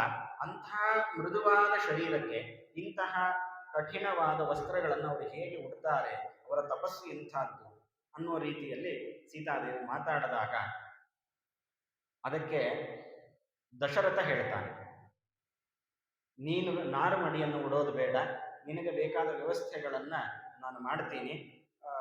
ಏನೇನು ಆಭರಣಗಳು ಬೇಕು, ಒಬ್ಬ ರಾಣಿ ಯುವರಾಣಿ ಆದವಳು ಹೇಗಿರಬೇಕು ಅದಕ್ಕೆ ಬೇಕಾದ ಎಲ್ಲ ವ್ಯವಸ್ಥೆಗಳನ್ನು ಮಾಡ್ತೀನಿ ಅಂತ ಹೇಳಿದಾಗ ಕೆಲವೊಂದನ್ನು ಮಾತ್ರ ಸ್ವೀಕಾರ ಮಾಡಿ, ಅಂದ್ರೆ ಮುತ್ತೈದೆ ಒಬ್ಬ ಪತಿವ್ರತೆ ಅನ್ನೋದನ್ನ ಗಮನದಲ್ಲಿಟ್ಕೊಂಡು ಅಷ್ಟಕ್ಕೆ ಏನು ಬೇಕೋ ಅಷ್ಟನ್ನು ಮಾತ್ರ ಸ್ವೀಕಾರ ಮಾಡಿದ್ದಾಳೆ. ಇನ್ಯಾವುದು ನನಗೆ ಬೇಡ, ನಾ ಈ ನಾರುಮಡಿಯನ್ನು ಉಡ್ತೀನಿ ಅಂತ ಹೇಳಿ ತೊಟ್ಟಿದ್ದಾಳೆ. ರಾಮದೇವರು ಇನ್ನೇನು ಹೊರಡಬೇಕು ಅನ್ನೋವಾಗ ದಶರಥ ಇನ್ನೊಂದು ಮಾತನ್ನು ಹೇಳ್ತಾನೆ. ನೀನು ವರ ಕೇಳಿದೆ, ಕೈಕೇಯಿಯನ್ನು ನೋಡಿ ಹೇಳ್ತಾನೆ, ಎಂಥ ದುಷ್ಟ ನೀನು, ನನ್ನಿಂದ ರಾಮನನ್ನು ದೂರ ಮಾಡಬೇಕು ಅಂತ ತೀರ್ಮಾನ ಮಾಡಿದ್ದಿ, ರಾಜ್ಯದಿಂದ ದೂರ ಮಾಡಬೇಕು ಅಂತ ತೀರ್ಮಾನ ಮಾಡಿದ್ದಿ. ನಿನ್ನ ವರ ಕೊಡೋದು ಏನು? ರಾಮದೇವರು 14 ವರ್ಷ ಕಾಡಿಗೆ ಹೋಗಬೇಕು ಅನ್ನುತ್ತಾನೆ. ಕಾಡಿಗೆ ಹೋಗ್ತಾರೆ. ಆದರೆ ಇಲ್ಲಿ ವ್ಯತ್ಯಾಸ ಏನು ಅಂದ್ರೆ, ಇಲ್ಲಿರತಕ್ಕಂಥ ಸಂಪತ್ತು ಏನಿದೆ ಅದೆಲ್ಲವೂ ಕೂಡ ರಾಮನ ಹಿಂದೆ ಹೋಗುತ್ತೆ. ಹಾಗಾಗಿ ರಾಮ ಎಲ್ಲೆಲ್ಲಿ ಸಂಚಾರ ಮಾಡುತ್ತಾನೋ ಅಲ್ಲೆಲ್ಲ ರಾಜವೈಭವದಿಂದ ಉಳಿದುಕೊಳ್ಳಿಕ್ಕೆ ವ್ಯವಸ್ಥೆ ಆಗಬೇಕು. ಅದಕ್ಕೆ ಬೇಕಾದ ಎಲ್ಲಾ ವ್ಯವಸ್ಥೆಗಳನ್ನು ನಾನು ಮಾಡುತ್ತೇನೆ ಅಂತ ತೀರ್ಮಾನ ಮಾಡಿದಾಗ ಮತ್ತೆ ರಾಮದೇವರು ಹೇಳ್ತಾರೆ, ಇದೆಲ್ಲ ಏನೂ ಬೇಡ, ನನಗೆ ಕಾಡಿಗೆ ಹೋಗೋದೇ ನನ್ನ ಮನಸ್ಥಿತಿ, ನನ್ನ ಸಂಕಲ್ಪವೂ ಅದೇ ಇತ್ತು, ಹಾಗಾಗಿ ನಾನು ಅಲ್ಲಿಗೆ ಹೋಗ್ತೀನಿ, ಇದು ಯಾವುದು ನನಗೆ ಬೇಡ ಅಂತ ಹೇಳಿ ಅದನ್ನೆಲ್ಲ ತಡೆದಿದ್ದಾನೆ. ಹೋಗ್ತಾ ಇರಬೇಕಾದಾಗ ದಶರಥ ಹಿಂದಿಂದ ಬರಬೇಕು ಅಂತ ನೋಡಿದ್ರೆ ರಾಮದೇವರು ತಡೆದಿದ್ದಾರೆ. ತಡೆದು ತಾವು ಮುಂದೆ ಪ್ರಯಾಣವನ್ನು ಮಾಡುತ್ತಾರೆ. ಆ ಸಂದರ್ಭದಲ್ಲಿ ಮತ್ತೆ ಸುಮಂತ್ರನನ್ನು ಕರೀತಾನೆ ದಶರಥ.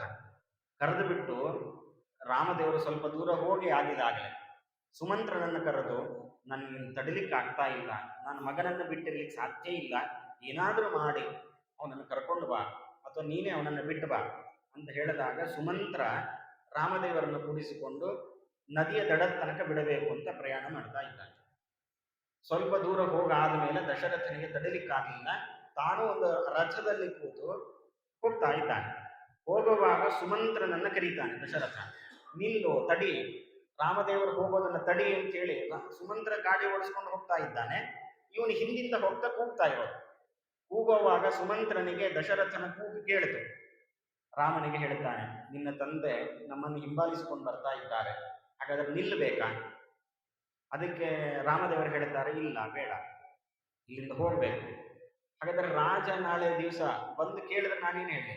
ನಾನು ಅಷ್ಟು ಕೂಗದೆ ನಿನಗೆ ಕಿವಿಗೆ ಬಿದ್ದರೂ ಕೂಡ ನೀನು ಕೇಳಿಲ್ಲಲ್ಲ, ಯಾಕೆ ಕೇಳಲಿಲ್ಲ ಅಂತ ನನ್ನನ್ನು ಕೇಳ್ತಾರೆ, ಇದು ಧರ್ಮ ಸಂಕಟ, ನನಗೆ ನಾನು ಏನು ಮಾಡಲಿ? ಅದಕ್ಕೆ ರಾಮದೇವರು ಹೇಳ್ತಾರೆ, ಇಲ್ಲ ನನಗೆ ಕೇಳಿಸಿಲ್ಲ ಅಂತ ಹೇಳಿಬಿಡುವ ಅಂತ. ಅಂದರೆ ರಾಮದೇವರ ದೃಢ ನಿರ್ಧಾರ ಎಷ್ಟಿತ್ತು ಅಂದರೆ ಆ ರೀತಿಯಲ್ಲಿ ರಾಮದೇವರು ಮಾತಾಡಿದ್ದಾರೆ. ಹಾಗಾಗಿ ರಾಮದೇವರ ಮಾತನ್ನ ಕೇಳಿ ಸುಮಂತ್ರ ತಾನು ಮುಂದೆ ಹೋಗಿದ್ದಾನೆ. ರಾಮದೇವರನ್ನು ವಾಪಸ್ ಕರ್ಕೊಂಡ್ಬರಲಿಕ್ಕೆ ದಶರಥನಿಗೆ ಆಗಲಿಲ್ಲ. ತುಂಬಾ ದುಃಖದಿಂದ ಮತ್ತೆ ಅಂತಃಪುರಕ್ಕೆ ಬಂದಿದ್ದಾನೆ. ಇದೆಲ್ಲ ನೋಡಿ ಎಲ್ಲರಿಗೂ ದುಃಖ ಆಗ್ತಾ ಇದೆ.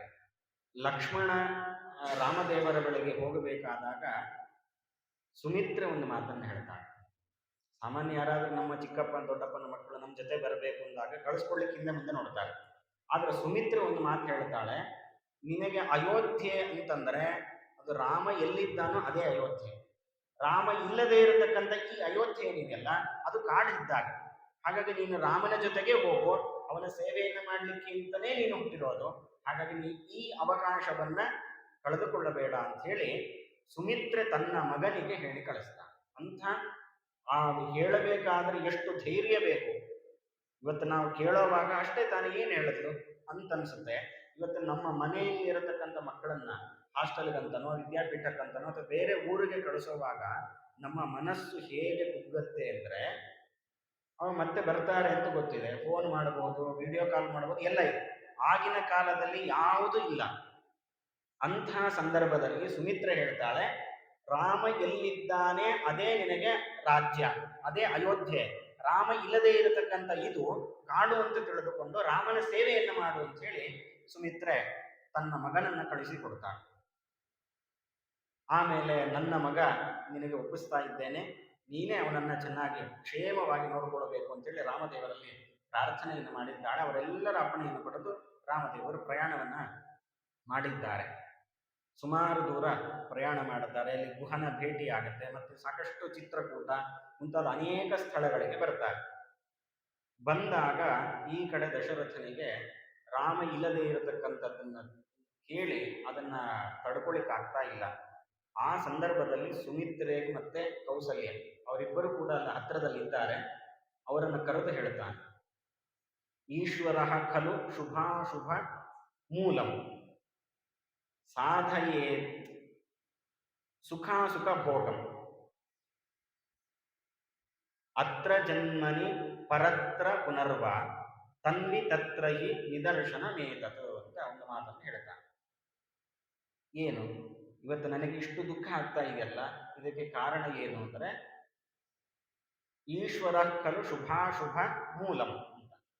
ಅಂದ್ರೆ ನಮಗೆ ಒಳ್ಳೆಯದಾಗಬೇಕಾದ್ರೆ ಕೆಟ್ಟದ್ದಾಗಬೇಕಾದ್ರೆ ಅದಕ್ಕೆ ಕಾರಣ ಯಾರು ಅಂತಂದ್ರೆ ಈಶ್ವರ ಪರಮಾತ್ಮ. ಸಾಧಯೇದಿಹ ಭಾವಯೇದಿಹ ಸುಖಾಸುಖ ಭೋಗಂ. ಹಾಗಾಗಿ ಪರಮಾತ್ಮ ನಮಗೇನು ಸುಖ ಕೊಡ್ತಾನೋ ಅಥವಾ ದುಃಖ ಕೊಡ್ತಾನೋ ಅದನ್ನು ನಾವು ಅವಶ್ಯ ಅನುಭವಿಸಲೇಬೇಕು. ಅವಶ್ಯಂ ಅನುಭೋಕ್ತವ್ಯಂ ಕೃತಂ ಕರ್ಮ ಶುಭಾಶುಭಂ ಅಂತ. ಅದೇ ಅಭಿಪ್ರಾಯದಲ್ಲಿ ಸಂಗ್ರಹ ರಾಮಾಯಣದಲ್ಲಿ ನಾರಾಯಣ ಪಂಡಿತಾಚಾರ್ಯರು ಹೇಳ್ತಾರೆ, ನಮ್ಮ ಯಾವುದೇ ರೀತಿಯಾದ ಶುಭಾಶುಭಗಳಿಗೆ ನಾವು ಒಳ್ಳೇದು ಮಾಡಿದ್ದೀವಿ ಕೆಟ್ಟದ್ದು ಮಾಡಿದ್ದೀವಿ ಇದಕ್ಕೆ ಕಾರಣ ಯಾರು ಅಂತಂದ್ರೆ ಪರಮಾತ್ಮ. ಕಾರಣ ಪರಮಾತ್ಮ ಅನ್ನುವುದರ ಅರ್ಥ ಪರಮಾತ್ಮನೇ ನಮ್ಮಿಂದ ಒಳ್ಳೆಯದನ್ನ ಕೆಟ್ಟದ್ದನ್ನು ಮಾಡಿಸ್ತಾನೆ ಅಂತ ಒಂದು ಅರ್ಥ. ಜೊತೆಯಲ್ಲಿ ಯಾಕೆ ಹಾಗೆ ಮಾಡಿಸ್ತಾನೆ ದೇವರು ಅಂತಂದ್ರೆ ಶುಭಾಶುಭಗಳನ್ನು ಗಮನಿಸಿ. ನಾವು ಮಂಗಳವನ್ನು ಮಾಡಿದ್ರೆ ಒಳ್ಳೆಯ ಕೆಲಸಗಳನ್ನು ಮಾಡಿದ್ರೆ ಅದಕ್ಕೆ ತಕ್ಕಂತೆ ನಮ್ಮನ್ನ ಒಳ್ಳೆಯ ರೀತಿಯಿಂದ ನಮ್ಮನ್ನ ಪ್ರವೃತ್ತಿ ಆಗುವಂತೆ ಮಾಡ್ತಾನೆ. ನಾವು ಮಾಡಿದ ಕರ್ಮಕ್ಕೆ ಅನುಸಾರವಾಗಿ ನಮಗೆ ಶುಭಾಶುಭಗಳನ್ನು ಕೊಡುತ್ತಾನೆ, ಅದರಲ್ಲಿ ಯಾವುದೇ ವ್ಯತ್ಯಾಸ ಮಾಡೋದಿಲ್ಲ ಅನ್ನೋ ಕಾರಣದಿಂದ ಪರಮಾತ್ಮನೇ ಕಾರಣ ಅಂತ ಹೇಳಿದ್ದೆ ಹೊರತು ಮೂಲ ಕಾರಣ ಯಾವುದು ಅಂತಂದ್ರೆ ನಾವು ಮಾಡಿದ ಕರ್ಮಗಳೇ. ನಾವು ಮಾಡಿದ್ದು ಶುಭ ಕರ್ಮ ಅಂತ ಆದರೆ ಸುಖವನ್ನ ಅನುಭವಿಸ್ತೀವಿ, ನಾವು ಮಾಡಿದ್ದು ಅಶುಭ ಕರ್ಮ ಅನ್ನೋದಾದ್ರೆ ನಾವು ದುಃಖವನ್ನು ಅನುಭವಿಸ್ತೀವಿ. ಇದನ್ನು ವ್ಯತ್ಯಾಸ ಮಾಡೋದು ಪರಮಾತ್ಮ ಯಾವತ್ತೂ ಮಾಡೋದಿಲ್ಲ. ಇವನು ನನಗೆ ಬೇಕು, ಇವನು ಕೆಟ್ಟದ್ದು ಮಾಡಿದ್ರೆ ಇವನಿಗೆ ಒಳ್ಳೇದು ಮಾಡ್ತೀನಿ, ಈ ವ್ಯಕ್ತಿ ನನಗೆ ಕಂಡ್ರೆ ಆಗೋದಿಲ್ಲ, ಅವನು ಒಳ್ಳೇದು ಮಾಡಿದ್ರೆ ಅವನಿಗೆ ಕೆಟ್ಟದ್ದು ಮಾಡ್ತೀನಿ ಅಂತ ಹೀಗೆ ಆ ವ್ಯತ್ಯಾಸವನ್ನು ಮಾಡೋದಿಲ್ಲ. ಅದು ಹೇಗಿದೆಯೋ ಹಾಗೆ ಮಾಡುತ್ತಾನೆ. ಆದ್ರಿಂದ ಇವತ್ತು ನನಗೆ ಇಲ್ಲಿ ಬಂದಿರತಕ್ಕಂತಹ ಈ ಕಷ್ಟ ಏನಿದೆಯಲ್ಲ, ಇದು ಅತ್ರ ಜನ್ಮನಿ ಪರತ್ರ ಪುನರ್ವ, ಒಂದು ಈ ಜನ್ಮದಲ್ಲಿ ಮಾಡಿರಬಹುದು ಅಥವಾ ಬೇರೆ ಬೇರೆ ಜನ್ಮಗಳಲ್ಲಿ ನಾನು ಮಾಡಿರತಕ್ಕಂಥ ಫಲ ಏನಿದೆ ಅದಕ್ಕೆ ತಕ್ಕ ಶಿಕ್ಷೆಯನ್ನು ನಾನು ಇವತ್ತು ಅನುಭವಿಸ್ತಾ ಇದ್ದೀನಿ. ತನ್ವಿ ತತ್ರ ಹಿ ನಿದರ್ಶನ ಮೇತದು ಅಂತ ಹೇಳಿ ತಾನು ಹಿಂದೆ ಮಾಡಿದ ಒಂದು ಅಪರಾಧವನ್ನ ಅವರ ಮುಂದೆ ಹೇಳಿಕೊಳ್ಳಿಕ್ಕೆ ಪ್ರಯತ್ನ ಮಾಡ್ತಾನೆ. ನಾನು ಶಬ್ದವನ್ನ ಕೇಳಿ ಯುದ್ಧ ಮಾಡುವಂತ ಅಂದ್ರೆ ಬಾಣ ಪ್ರಯೋಗ ಮಾಡುವಂತ ಒಂದು ಶಕ್ತಿ ನನಗಿದೆ, ಶಬ್ದವೇದಿ ಅಂತ ಕರೀತಾರೆ. ಅಂದ್ರೆ ಎಲ್ಲಿ ಶಬ್ದ ಬರ್ತಾ ಇದೆ, ಶಬ್ದ ಮಾತ್ರ ಕೇಳ್ತಾ ಇದೆ, ಆ ವ್ಯಕ್ತಿನೋ ಪ್ರಾಣಿನೋ ವಸ್ತುನೋ ನನಗೆ ಕಾಣ್ತಾ ಇಲ್ಲ, ಆದ್ರೆ ಶಬ್ದವನ್ನ ಗಮನಿಸಿ ಅದು ಎಲ್ಲಿದೆ, ಹೇಗಿದೆ, ಎಷ್ಟು ದೂರ ಇದೆ ಇದನ್ನೆಲ್ಲ ತಿಳಿದುಕೊಂಡು ಬಾಣ ಪ್ರಯೋಗ ಮಾಡುವಂತಹ ಶಕ್ತಿ ಸಾಮರ್ಥ್ಯ ನನಗಿದೆ. ಈ ರೀತಿ ಇದ್ದ ಇಂತಹ ಶಕ್ತಿ ಇರುವಂತಹ ನಾನು ಬೇಟೆಗೆ ಅಂತೇಳಿ ಕಾಡಿಗೆ ಹೋಗಿದ್ದೆ. ಅಲ್ಲಿ ಹೋಗಬೇಕಾದಾಗ ಒಂದೇನೋ ಶಬ್ದ ಕೇಳಿಸ್ತು. ಶಬ್ದ ಕೇಳಿದ ಕೂಡಲೇ ಇದು ಯಾವುದೋ ಪ್ರಾಣಿ ಇರಬೇಕು ಅಂತೇಳಿ ನಾನು ಬಾಣ ಪ್ರಯೋಗ ಮಾಡಿದ್ರೆ ನನ್ನ ದುರದೃಷ್ಟಕ್ಕೆ ಅದು ಒಬ್ಬ ವ್ಯಕ್ತಿ. ನಾನು ಹೊಡೆದಿದ್ದಕ್ಕೆ ಅವನು ಮೃತನಾಗ್ತಾ ಇದ್ದಾನೆ, ಇನ್ನೇನು ಮರಣ ಬರ್ತಾ ಇದೆ. ನೋಡಿ ನನಗೆ ತುಂಬ ಬೇಸರ ಆಯಿತು, ಎಂಥ ಅಪರಾಧ ಮಾಡಿಬಿಟ್ಟೆ ಅಂತ ಅವನಲ್ಲಿ ಬಳಿ ಹೋಗಿ ಕೇಳಿದಾಗ ಅದು ನೋಡಿದ್ರೆ ಒಬ್ಬ ಋಷಿಕುಮಾರ, ಶ್ರವಣಕುಮಾರ. ನನಗೆ ದಿಗ್ಭ್ರಮೆ ಆಯಿತು. ಯಾವುದನ್ನಾದರೂ ಯಾರನ್ನಾದರೂ ನಾನು ಎದುರಿಸಲಿಕ್ಕೆ ಸಮರ್ಥನಾಗಿದ್ದೇನೆ, ಆದರೆ ಬ್ರಹ್ಮಹತ್ಯೆ ಮುಂತಾದ ದೋಷಗಳು ಬರುತ್ತೆ ಅನ್ನೋದಾದ್ರೆ ಅದಕ್ಕೆ ನಾನು ತುಂಬ ಹೆದರ್ತೇನೆ. ಎಲ್ಲಿ ನನಗೆ ಬ್ರಹ್ಮಹತ್ಯೆ ಬರುತ್ತೋ ಅನ್ನೋದ್ರಿಂದ ತುಂಬ ಕಳವಳಗೊಂಡೆ. ಆಗ ಋಷಿಕುಮಾರ ಹೇಳ್ತಾನೆ, ನೀನು ಬೇಕಂತ ಮಾಡಿದ ತಪ್ಪಲ್ಲ, ಇದರಲ್ಲಿ ನಿನ್ನ ಅಪರಾಧ ಇಲ್ಲ, ದೈವ ಸಂಕಲ್ಪದಂತೆ ಇದು ನಡೆದಿದೆ, ಹಾಗಾಗಿ ನಿನಗೆ ಬ್ರಹ್ಮಹತ್ಯೆ ಅನ್ನೋದು ಬರೋದಿಲ್ಲ ಅಂತ ಹೇಳಿ ಕೊನೆಗೆ ತನ್ನ ವೃತ್ತಾಂತವನ್ನು ಹೇಳ್ಕೊಳ್ತಾನೆ. ಅದು ವಾಲ್ಮೀಕಿ ರಾಮಾಯಣದಲ್ಲಿ ದಾಖಲಾಗಿದೆ. ಶ್ರವಣಕುಮಾರ ಒಬ್ಬ ವೈಶ್ಯನಿಂದ ಶೂದ್ರ ಸ್ತ್ರೀಯಲ್ಲಿ ಹುಟ್ಟಿರತಕ್ಕಂಥ ಒಬ್ಬ ವ್ಯಕ್ತಿ, ಜನ್ಮತಃ ಬ್ರಾಹ್ಮಣ ಅಲ್ಲ. ಅಂಥ ವ್ಯಕ್ತಿಯನ್ನ ಈ ಋಷಿಗಳು ಸಾಕ್ತಾ ಇದ್ರು. ಅವರಿಗೆ ಮಕ್ಕಳಿರಲಿಲ್ಲ, ಇವನೇ ನಮ್ಮನ್ನು ರಕ್ಷಣೆ ಮಾಡ್ತಾನೆ ಅಂತ ಹೇಳಿ ಸಾಕ್ತಾ ಇದ್ರು. ವಯಸ್ಸಾಗಿದೆ, ಕಣ್ಣು ಕಾಣ್ತಾ ಇಲ್ಲ. ಅಂಥ ವೃದ್ಧ ದಂಪತಿಗಳು ಅವರನ್ನು ಹೊತ್ಕೊಂಡು ಹೋಗಬೇಕಾದಾಗ ಅವರು ಬಾಯಾರಿಕೆ ಆಯಿತು, ನೀರು ಬೇಕು ಅಂತ ಕೇಳಿದ್ದಾರೆ. ಯಾವುದೋ ಒಂದು ಮಡಕೆಯಲ್ಲಿ ನೀರು ತುಂಬುವಾಗ ನೀರು ತುಂಬುವ ಶಬ್ದವನ್ನು ಕೇಳಿ ಯಾವುದೋ ಪ್ರಾಣಿ ಅನ್ನೋ ಒಂದು ಭ್ರಮೆಯಲ್ಲಿ ದಶರಥ ಹೀಗೆ ಮಾಡಿದ್ದಾನೆ. ಹಾಗಾಗಿ ಇದರಲ್ಲಿ ಏನೂ ತಪ್ಪಿಲ್ಲ, ನಾನು ಜನ್ಮತಃ ಬ್ರಾಹ್ಮಣ ಅಲ್ಲ, ಆದ್ದರಿಂದ ನನ್ನನ್ನು ಕೊಂದದ್ರಲ್ಲಿ ನಿಮಗೆ ಬ್ರಹ್ಮಹತ್ಯೆ ದೋಷ ಬರೋದಿಲ್ಲ. ಬ್ರಹ್ಮಹತ್ಯೆ ಮಾಡಿದ್ದೀನಿ ಅನ್ನೋ ಕೊರಗು ಬೇಡ, ಇದು ಗೊತ್ತಿಲ್ಲದೆ ಮಾಡಿರೋದ್ರಿಂದ ಅಂಥ ಅಪರಾಧವೂ ಅಲ್ಲ, ದೈವ ಸಂಕಲ್ಪದಂತೆ ನಡೆದಿದೆ ಅನ್ನೋ ಒಂದು ಉದಾತ್ತ ಭಾವನೆಯನ್ನ ಶ್ರವಣಕುಮಾರ ತೋರಿದ್ದಾನೆ. ಆದರೆ ಏನು ಮಾಡೋದು, ಮಗನನ್ನ, ನನಗೆ ಆಸರೆಯಾದ ಒಬ್ಬ ವ್ಯಕ್ತಿಯನ್ನು ನಾವು ಕಳ್ಕೊಂಡಿದ್ದೀವಿ ಅನ್ನೋ ಕಾರಣಕ್ಕೋಸ್ಕರ ಆ ವೃದ್ಧ ದಂಪತಿಗಳು ಶಾಪವನ್ನು ಕೊಟ್ಟಿದ್ದಾರೆ. ನನಗೆ ಮಗನಂತೆ ಇರುವಂತಹ ಶ್ರವಣಕುಮಾರನನ್ನ ನೀನು ದೂರ ಮಾಡಿದ್ದಾದ್ರಿಂದ ನಮಗೆ ದುಃಖ ಆಗ್ತಾ ಇದೆ, ಆದ್ರಿಂದ ನೀನು ಪುತ್ರ ಶೋಕದಿಂದಲೇ ನಿನಗೆ ಮರಣ ಬರಲಿ ಅಂತ ಶಾಪ ಕೊಟ್ಟಿದ್ದಾರೆ. ಆ ಶಾಪದ ನಿಮಿತ್ತವಾಗಿ ಇವತ್ತು ನಾನು ರಾಮನನ್ನ ಕಳ್ಕೊಳ್ಳುವಂತಹ ಪರಿಸ್ಥಿತಿ ಬಂದಿದೆ ಅನ್ನುವ ತನ್ನ ಪೂರ್ವ ವೃತ್ತಾಂತವನ್ನ ಅವರಿಗೆ ತಿಳಿಸಿ ಅನೇಕ ರೀತಿಯಿಂದ ರೋದನೆಯನ್ನು ಮಾಡುತ್ತಾ ದುಃಖ ಪಡ್ತಾ ತಾನು ಪ್ರಾಣತ್ಯಾಗ ಮಾಡಿದ್ದಾನೆ. ಪ್ರಾಣತ್ಯಾಗ ಮಾಡಿದಾಗ ವಸಿಷ್ಠ ಋಷಿಗಳು ಬಂದಿದ್ದಾರೆ, ಎಲ್ಲರಿಗೂ ಗೊತ್ತಾಗಿದೆ ವಸಿಷ್ಠ ಋಷಿಗಳು ಬಂದಿದ್ದಾರೆ. ಈ ಮುಂದಿನ ಕ್ರಿಯೆಗಳೆಲ್ಲ ನಡೆಯಬೇಕು, ಅಂತ್ಯ ಸಂಸ್ಕಾರ ಎಲ್ಲ ನಡೆಯಬೇಕಲ್ವ. ಈಗ ಯಾರೂ ಇಲ್ಲ, ರಾಮ ಲಕ್ಷ್ಮಣರು ಕಾಡಿಗೆ ಹೋಗಿದ್ದಾರೆ, ಭರತ ಶತ್ರುಘ್ನ ಅವರ ತಾತನ ಮನೆಗೆ ಹೋಗಿದ್ದಾರೆ, ಸೋದರ ಮಾವನ ಮನೆಗೆ. ಹಾಗಾಗಿ ಯಾರೂ ಇಲ್ಲ, ಸಂಸ್ಕಾರ ಆಗಬೇಕು, ಬರೋ ತನಕ ದೇಹವನ್ನು ಸಂರಕ್ಷಣೆ ಮಾಡಬೇಕು ಅಂತ ಹೇಳಿ ದೇಹ ಕೆಡದೆ ಇರಲಿಕ್ಕೆ ಏನೆಲ್ಲ ವ್ಯವಸ್ಥೆಗಳು ಬೇಕೋ ಅದನ್ನೆಲ್ಲ ವ್ಯವಸ್ಥೆಯನ್ನು ಮಾಡಿ ದೂತರನ್ನ ಕಳಿಸಿ ಆ ಭರತ ಶತ್ರುಘ್ನರು ಬರಬೇಕು ಅಂತ ಹೇಳಿ ಕಳಿಸಿದ್ದಾರೆ. ದೂತರು ಹೋಗಿದ್ದಾರೆ, ಹೋಗಿ ರಾಮ ಲಕ್ಷ್ಮಣ ಭರತ ಶತ್ರುಘ್ನರಿಗೆ ಈ ವಿಷಯ ಅಂದ್ರೆ ಕರ್ಕೊಂಡು ಬರ್ಲಿಕ್ಕೆ ಮಾತ್ರ, ಏನು ನಡೆದಿದೆ ಅನ್ನೋ ಘಟನೆಯನ್ನು ಇನ್ನೂ ಅವರಿಗೆ ತಿಳಿಸಿಲ್ಲ. ಹೋದಾಗ ಅಲ್ಲಿ ವಿಚಿತ್ರ ಏನು ಅಂತಂದ್ರೆ ಭರತನಿಗೆ ಹಿಂದಿನ ದಿವಸ ಮಲಗಿದ್ದಾಗ ಅನೇಕ ದುಸ್ವಪ್ನಗಳು ಕಾಣಲಿಕ್ಕೆ ಪ್ರಾರಂಭ ಆಯಿತು. ದಶರಥ ತಾನು ಕತ್ತೆ ಮೇಲೆ ಕೂತಿದ್ದಾನೆ ಅಂತ, ಅವನ ಕಪ್ಪು ಬಟ್ಟೆಯನ್ನ ಹಾಕೊಂಡಿದ್ದಾನೆ, ಮತ್ತೆ ಕಬ್ಬಿಣದ ಇದರ ಮೇಲೆ ಆಸನದ ಮೇಲೆ ಕೂತಿದ್ದಾನೆ. ಹೀಗೆ ನಾನಾ ರೀತಿಯ ಮರಣ ಸೂಚನೆಯನ್ನು ತಿಳಿಸ್ತಕ್ಕಂಥ ಏನೆಲ್ಲ ಶಕುನಗಳಿದೆಯೋ ಆ ಎಲ್ಲ ದುಸ್ವಪ್ನಗಳನ್ನು ಕಂಡಿದ್ದಾನೆ. ಬೆಳಗ್ಗೆ ನೋಡಿದ್ರೆ ದೂತರು ನಮ್ಮನ್ನು ಕರ್ಕೊಂಡು ಹೋಗ್ಬೇಕು ಅಂತ ಬಂದಿದ್ದಾರೆ. ಸ್ವಲ್ಪ ಕಳವಳ ಆಯಿತು, ಏನೋ ಆಗಿದೆ ಅಂತ. ಅದಕ್ಕೆ ಮೊದಲು ಪ್ರಶ್ನೆ ಮಾಡೋದು ನಮ್ಮವರೆಲ್ಲರೂ ಚೆನ್ನಾಗಿದ್ದಾರಾ ಅಂತ. ಆ ಸಂದರ್ಭದಲ್ಲಿ ದೂತರು ಹೇಳ್ತಾರೆ ನಮ್ಮವರೆಲ್ಲ ಚೆನ್ನಾಗಿದ್ದಾರೆ. ಇದು ಒಂದು ರೀತಿ ಸುಳ್ಳು, ಆದ್ರೆ ಆ ಸಂದರ್ಭಕ್ಕೆ ಅದು ಧರ್ಮ. ಹಾಗಾಗಿ ಅಂತಹ ಧರ್ಮವನ್ನು ಆಚರಣೆ ಮಾಡಿದ್ದಾರೆ, ಕರ್ಕೊಂಡು ಬಂದಿದ್ದಾರೆ. ಬಂದದ್ದೇ ತಡ, ಎಲ್ಲೂ ಯಾರೂ ಕಾಣ್ತಾ ಇಲ್ಲ. ರಾಮನ ಸುದ್ದಿ ಇಲ್ಲ, ಲಕ್ಷ್ಮಣ ಕಾಣ್ತಾ ಇಲ್ಲ, ಸೀತೆ ಕಾಣ್ತಾ ಇಲ್ಲ, ದಶರಥನೂ ಕಾಣ್ತಾ ಇಲ್ಲ. ನೇರವಾಗಿ ತಾಯಿಯ ಮನೆಗೆ ಪ್ರವೇಶ ಮಾಡಿದ್ದಾನೆ. ತಾಯಿಯ ಮನೆಗೆ ಪ್ರವೇಶ ಮಾಡಿ ನಮಸ್ಕಾರ ಮಾಡ್ತಾನೆ. ಅವಳ ಪ್ರೀತಿಯಿಂದ ಎಬ್ಬಿಸಿ ಮಾತಾಡಿಸ್ತಾ ಇದ್ದಾಳೆ. ಎಲ್ಲರೂ ಚೆನ್ನಾಗಿದ್ದಾರ ಅಲ್ಲೆಲ್ಲ, ನಿಮ್ಮ ಸೋದರ ಮಾವ, ಅಜ್ಜ ಇವರೆಲ್ಲ ಚೆನ್ನಾಗಿದ್ದಾರಾ ಅಂತ ಕೇಳಿದ್ರೆ ಆ ಥರದಲ್ಲಿ ಎಲ್ಲರೂ ಚೆನ್ನಾಗಿದ್ದಾರೆ. ಮೊದಲು ನನ್ನ ಪ್ರಶ್ನೆಗೆ ಉತ್ತರ ಕೊಡು. ರಾಮ ಕಾಣ್ತಾ ಇಲ್ಲ, ಸೀತೆ ಕಾಣ್ತಾ ಇಲ್ಲ, ಅಪ್ಪ ಎಲ್ಲಿದ್ದಾರೆ? ನಾನು ಅವರಿಗೆ ನಮಸ್ಕಾರ ಮಾಡಬೇಕು. ನಾನು ಕ್ಷೇಮವಾಗಿ ಬಂದಿದ್ದೇನೆ, ಅವರಿಗೆ ನಮಸ್ಕಾರ ಮಾಡಿ ಆಶೀರ್ವಾದ ತಗೊಳ್ಬೇಕು. ಅಪ್ಪ ಎಲ್ಲಿ? ಅದಕ್ಕೆ ಕೈಕೇಯಿ ಹೇಳ್ತಾಳೆ, ಇಲ್ಲ ಅಪ್ಪ ಇಲ್ಲ, ಅವರು ತುಂಬ ದುಃಖದಿಂದ ಮರಣವನ್ನು ಹೊಂದಿದ್ದಾರೆ. ಯಾಕೆ ಅಂತ ಕೇಳಿದಾಗ ಈ ಎಲ್ಲ ವಿಚಾರಗಳನ್ನು ಹೇಳ್ತಾಳೆ.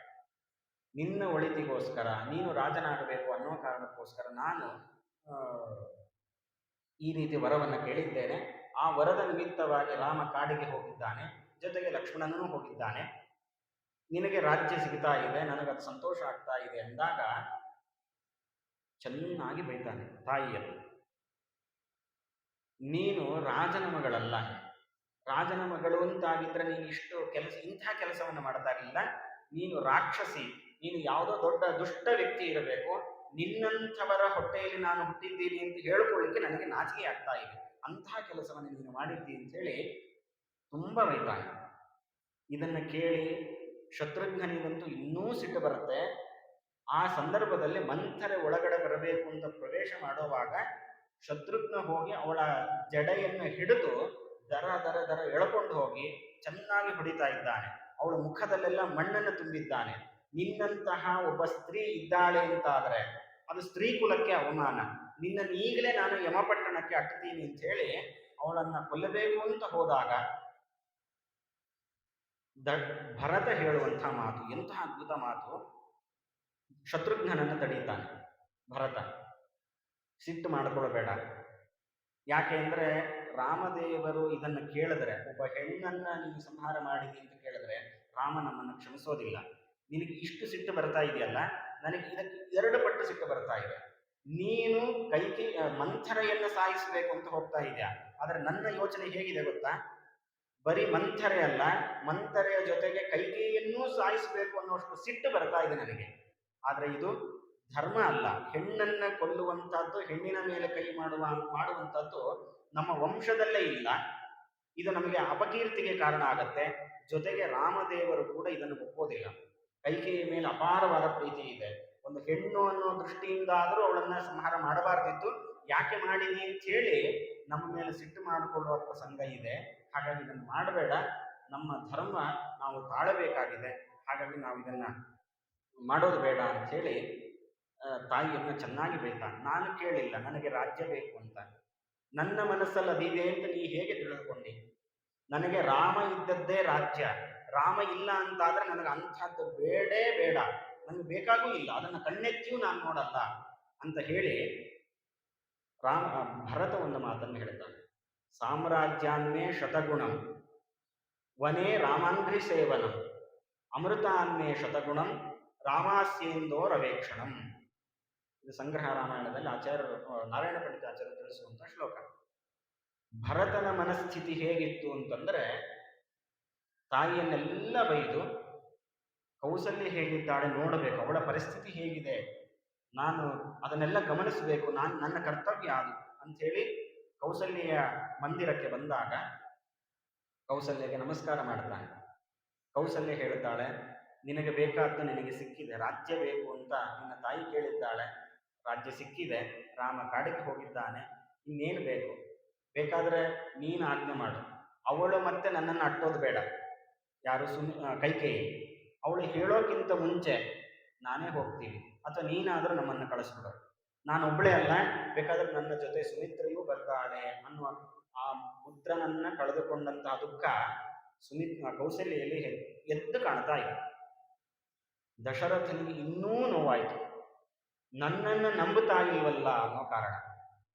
ಕೈಕೇಯಿಯನ್ನು ಸಾಯಿಸ್ಲಿಕ್ಕೂ ಸಿದ್ಧ ಅನ್ನುವಷ್ಟರ ಮಟ್ಟಿಗೆ ರಾಮದೇವರಲ್ಲಿ ಪ್ರೀತಿ ಇದೆ, ಆದರೆ ಆ ಸಂದರ್ಭದಲ್ಲಿ ಕೌಸಲ್ಯಗೆ ಅದು ಅರ್ಥ ಆಗಿಲ್ಲ ಅನ್ನೋದು ಅವನಿಗೆ ಇನ್ನೂ ನೋವಾಯಿತು.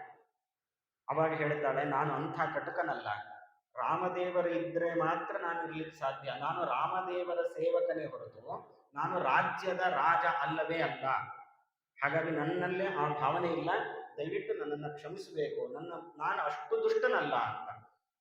ಆ ಸಂದರ್ಭದಲ್ಲಿ ಭರತ ಹೇಳುವಂಥ ಮಾತು, ಸಾಮ್ರಾಜ್ಯಾನ್ಯೇ ಶತಗುಣಂ ವನೇ ರಾಮಾಂಘ್ರಿ ಸೇವನಂ ಅಮೃತಾನ್ಯೇ ಶತಗುಣಂ ರಾಮಾಸ್ಯೇಂದೋಹೋ ಅವೇಕ್ಷಣಂ. ನನ್ನ ಮನಸ್ಥಿತಿ ಹೇಗಿದೆ ಅಂದರೆ, ನನಗೆ ರಾಜ್ಯ ಬೇಕು ಅಂತ ಅಪೇಕ್ಷೆ ಇಲ್ಲವೇ ಇಲ್ಲ, ನಾನು ಯಾವತ್ತೂ ನಾನು ಕನಸಲ್ಲೂ ಅದನ್ನು ಯೋಚನೆ ಮಾಡಿದವನಲ್ಲ. ನನಗೆ ಬೇಕಾಗಿರೋದು, ಬೇಕಾದರೆ ರಾಜ್ಯವನ್ನ ಬಿಟ್ಟು ಬಿಡ್ತೀನಿ, ರಾಮ ಇಲ್ಲದೆ ಇರತಕ್ಕಂಥ ಈ ರಾಜ್ಯದಲ್ಲಿ ನಾನು ವಾಸ ಮಾಡಿದ್ರೆ ನಾನು ದೊಡ್ಡ ಅಪರಾಧ ಮಾಡಿದಂತೆ ಆಗತ್ತೆ, ಹಾಗಾಗಿ ನಾನು ಇಲ್ಲಿ ಇರೋದಿಲ್ಲ, ನಾನು ಕಾಡಿಗೆ ಹೋಗ್ತೀನಿ. ನನಗೆ ಇಲ್ಲಿ ವಾಸ ಮಾಡೋದಕ್ಕಿಂತ 100 ಪಟ್ಟು ಖುಷಿ ಸಂತೋಷ ಇರೋದು ಎಲ್ಲಿ ಅಂದರೆ, ಕಾಡಿಗೆ ಹೋಗಿ ರಾಮದೇವರ ಸೇವೆಯನ್ನು ಮಾಡೋದ್ರಲ್ಲಿ. ವನೇ ರಾಮಾಂಘ್ರಿ ಸೇವನಂ, ಪರಮಾತ್ಮನ ಪಾದ ಸೇವೆಯನ್ನು ಮಾಡೋದು ನನ್ನ ಮೊದಲ ಕರ್ತವ್ಯ. ಇನ್ನು ಅಮೃತ ಮೋಕ್ಷ ಸಿಗತ್ತೆ ಅದು ಇದು ಅದು ಬೇಕಾಗಿಲ್ಲ ನನಗೆ. ರಾಮದೇವರ ಮುಖಾರವಿಂದವನ್ನ ಮುಖಚಂದ್ರವನ್ನ ನೋಡ್ತಾ ಇದ್ದೀನಿ ಅಂದ್ರೆ ನನಗದು ಮೋಕ್ಷಕ್ಕಿಂತಲೂ ಮಿಗಿಲು ಅನ್ನೋ ಮಾತನ್ನ ಭರತ ತಾಯಿಗೆ ತಿಳಿಸಿಕೊಡ್ತಾನೆ. ತಾನು ಹೇಗಾದ್ರೂ ಮಾಡಿ ರಾಮದೇವರನ್ನ ಕರ್ಕೊಂಡು ಬರಬೇಕು ಅಂತ ನಾನಾ ರೀತಿಯಲ್ಲಿ ಪ್ರಯತ್ನವನ್ನ ಮಾಡುವಂತಹ ಪ್ರಸಂಗಗಳನ್ನ ತಿಳಿಸಿಕೊಡ್ತಾರೆ. ಹಾಗಾದ್ರೆ ಭರತನ ಅಷ್ಟು ದೃಢ ನಿರ್ಧಾರ ನಾವು ಅದನ್ನು ಗಮನಿಸಬೇಕು. ದಶರಥ ಸಾಯುವಾಗ ಒಂದು ಮಾತನ್ನು ಹೇಳ್ತಾನೆ, ಇಲ್ಲಿ ಭರತ ಈ ಮಾತನ್ನು ಹೇಳ್ತಾನೆ. ದಶರಥ ರಾಮನನ್ನೇ ಸ್ಮರಣೆ ಮಾಡಿಕೊಂಡು ತಾನು ದೇಹ ತ್ಯಾಗವನ್ನು ಮಾಡಿದ್ದಾನೆ, ಭರತನು ಕೂಡ ರಾಮನನ್ನೇ ಸ್ಮರಣೆ ಮಾಡಿಕೊಳ್ತಾ ಇದ್ದಾನೆ, ನನಗೆ ರಾಜ್ಯ ಬೇಡ ಅಂದ್ರೆ ಅವನು ಮುಕ್ತಿಯನ್ನು ಪಡೆದ ಅನ್ನೋ ಒಂದು ಮಾತನ್ನ ನಾರಾಯಣ ಪಂಡಿತಾಚಾರ್ಯರು ಉಲ್ಲೇಖ ಮಾಡ್ತಾರೆ. ಅದಕ್ಕೆ ಕಾರಣ ರಾಮದೇವರ ಸ್ಮರಣೆ. ಹಾಗಾದ್ರೆ ಕೊನೆಗಾಲದಲ್ಲಿ ದೇವರ ಸ್ಮರಣೆ ಬರುವಂತಹದ್ದು ಅದು ಎಷ್ಟೋ ಜನ್ಮದ ಪುಣ್ಯ, ಅದನ್ನು ನಾವು ಪಡೆದುಕೊಂಡಾಗ ನಮಗೆ ಉತ್ತಮವಾದ ಗತಿ ಆಗತ್ತೆ ಅನ್ನೋದಕ್ಕೆ ದಶರಥ ದೃಷ್ಟಾಂತನಾಗಿದ್ದಾನೆ. ಯಾಕೆಂದ್ರೆ ದಶರಥ ನಾವು ಮೊದಲನೇ ದಿವಸ ಗಮನಿಸಿದಂತೆ, ದಶರಥ ಅಂದ್ರೆ 10 ದಿಕ್ಕಲ್ಲಿ ರಥವನ್ನು ಓಡಿಸುವವರು. ನಾವೆಲ್ಲರೂ ಕೂಡ ದಶರಥರೇ ಆಗಿದ್ದೇವೆ. ಯಾಕೆಂದ್ರೆ ಸುಮಾರು ಕಡೆ ನಾವು ಸಂಚಾರವನ್ನು ಮಾಡ್ತೀವಿ, ನಮ್ಮ ಇಂದ್ರಿಯಗಳ ವ್ಯಾಪಾರ ಇದೆ. ಹಾಗಾದ್ರೆ ನಾವು ದಶರಥರು. ನಮಗೆ ರಾಮನ ಸನ್ನಿಧಾನ ಸಿಗಬೇಕು ಅಂತಾದ್ರೆ ರಾಮನ ಬಗ್ಗೆನೇ ನಮ್ಮ ಮನಸ್ಸಿರಬೇಕು, ರಾಮ ನಮ್ಮ ಹೃದಯದಲ್ಲಿ ಪಟ್ಟಾಭಿಷಿಕ್ತನಾಗಬೇಕು. ರಾಮ ಅಲ್ಲಿ ಇಲ್ಲ ಅಂತಾದ್ರೆ ಭರತನಾಗ್ಲಿ ದಶರಥನಾಗ್ಲಿ ಅಲ್ಲಿ ಉಳಿದುಕೊಳ್ಳಿಲ್ಲ. ಹಾಗೆ ನಮ್ಮ ಜೀವನದಲ್ಲಿ ರಾಮನಿಗೆ ಅವಕಾಶ ಇಲ್ಲ, ಅಲ್ಲಿ ಸ್ಥಳ ಇಲ್ಲ ಅಂತಾದ್ರೆ ಅದು ಅತ್ಯಂತ ದುಷ್ಟವಾದ ಸ್ಥಳ. ಹಾಗಾಗಿ ಅದಲ್ಲಿ ನಾನು ವಾಸ ಮಾಡೋದಿಲ್ಲ ಅನ್ನೋ ಕಾರಣಕ್ಕಾಗಿ ದಶರಥ ತಾನು ಪ್ರಾಣತ್ಯಾಗ ಮಾಡಿದ್ದಾನೆ. ನಾನು ಅಂಥ ಕಡೆ ವಾಸ ಮಾಡೋದಿಲ್ಲ ಅಂತೇಳಿ ಭರತನು ತಾನು ಪ್ರತಿಜ್ಞೆಯನ್ನು ಮಾಡಿದ್ದಾನೆ. ಹೀಗೆ ಅವರಿಬ್ಬರ ಆ ವ್ಯಕ್ತಿತ್ವವನ್ನು ನಮಗೆ ಪರಿಚಯ ಮಾಡಿಸಿ, ನಮ್ಮ ಜೀವನದಲ್ಲಿ ರಾಮದೇವರ ಸ್ಥಾನ ಇರಬೇಕು, ರಾಮದೇವರಿಗೆ ಅವಕಾಶ ಇರಬೇಕು. ಅಂದ್ರೆ ನಾವೇನೋ ಅವಕಾಶ ಕೊಡ್ತಿದ್ದೀವಿ ಅಂತಲ್ಲ, ಪರಮಾತ್ಮನ ಅನುಗ್ರಹದಿಂದಲೇನೇ ನಾವು ಅವಕಾಶ ಕೊಡಬೇಕು. ಕೈಕೇಯಿಯಂತೆ ದುಷ್ಟ ಬುದ್ಧಿಗೆ ಒಳಗಾಗಿ ರಾಮನನ್ನು ದೂರ ಮಾಡಿಕೊಂಡಾಗ ತಾನು ಗಂಡನನ್ನೇ, ತನ್ನ ಸೌಭಾಗ್ಯವನ್ನೇ ಕಳೆದುಕೊಂಡಿದ್ದಾಳೆ. ಹಾಗೆ ನಾವು ದುಷ್ಟರ ಪ್ರಭಾವಕ್ಕೆ ಒಳಗಾಗಿ ರಾಮದೇವರನ್ನು ದೂರ ಮಾಡಿಕೊಂಡ್ರೆ ಅಥವಾ ರಾಮನಿಂದ ನಾವು ದೂರ ಸರಿದ್ರೆ ನಮಗೆ ನಮ್ಮ ಸೌಭಾಗ್ಯ ಏನಿದೆ ಅದೆಲ್ಲವೂ ಹೋಗುತ್ತೆ. ರಾಮನಿಂದ ದೂರ ಆಗೋದೇ ದೊಡ್ಡ ದೌರ್ಭಾಗ್ಯ. ಇದಕ್ಕಿಂತ ಸೌಭಾಗ್ಯವನ್ನು ಕಳೆದುಕೊಳ್ಳುವಂಥದ್ದು ಮತ್ತೊಂದಿಲ್ಲ. ಇಂತಹ ದೌರ್ಭಾಗ್ಯಕ್ಕೆ ನಾವು ಒಳಗಾಗಬಾರದು. ಆದ್ದರಿಂದ ನಾವು ಎಚ್ಚರದಲ್ಲಿರಬೇಕು ಅನ್ನೋದಕ್ಕೆ ಈ ಘಟನೆಯನ್ನು ಸೂಚನೆಯನ್ನು ಮಾಡಿ ನಾವು ಯಾವ ರೀತಿ ನಡೆದುಕೊಳ್ಳಬೇಕು ಅನ್ನೋ ಒಂದು ಮಾರ್ಗದರ್ಶನವನ್ನು ನಾರಾಯಣ ಪಂಡಿತಾಚಾರ್ಯರು ಮಾಡಿದ್ದಾರೆ. ಮುಂದೆ ರಾಮದೇವರ ವ್ಯಕ್ತಿತ್ವ, ಅದರ ಪರಿಚಯ, ಅಲ್ಲಿ ಕಾಡಿನಲ್ಲಿ ಏನೆಲ್ಲ ಲೀಲೆಗಳನ್ನು ರಾಮಚಂದ್ರ ದೇವರು ತೋರಿಸಿದ್ದಾರೆ ಅನ್ನೋ ವಿಚಾರಗಳನ್ನು ಮುಂದಿನ ಪ್ರವಚನದಲ್ಲಿ ನಾಳೆ ನೋಡೋಣ ಅಂತ ಹೇಳ್ತಾ 4 ವಾಕ್ಸುಮಗಳನ್ನು ಪರಮಾತ್ಮನ ಅಡಿದಾವರೆಗಳಲ್ಲಿ ಸಮರ್ಪಣೆಯನ್ನು ಮಾಡ್ತಾ ಇದ್ದೇನೆ. ಶ್ರೀಕೃಷ್ಣ ಅರ್ಪಣಮಸ್ತು. ಕಾಯೇನ ವಾಚ ಮನಸೇಂದ್ರಿಯರ್ವಾ ಬುದ್ಧ್ಯಾತ್ಮನಾ ವಾ ಅನುಸೃತ ಸ್ವಭಾವಂ ಕರೋಮಿ ಯದ್ಯತ್ ಸಕಲಂ ಪರಸ್ಮೈ ನಾರಾಯಣಾಯ ಸಮರ್ಪಯಾಮಿ. ಸರ್ವಂ ಶ್ರೀಕೃಷ್ಣಾರ್ಪಣಮಸ್ತು. ಶ್ರೀಮಧ್ವೇಶಾರ್ಪಣಮಸ್ತು.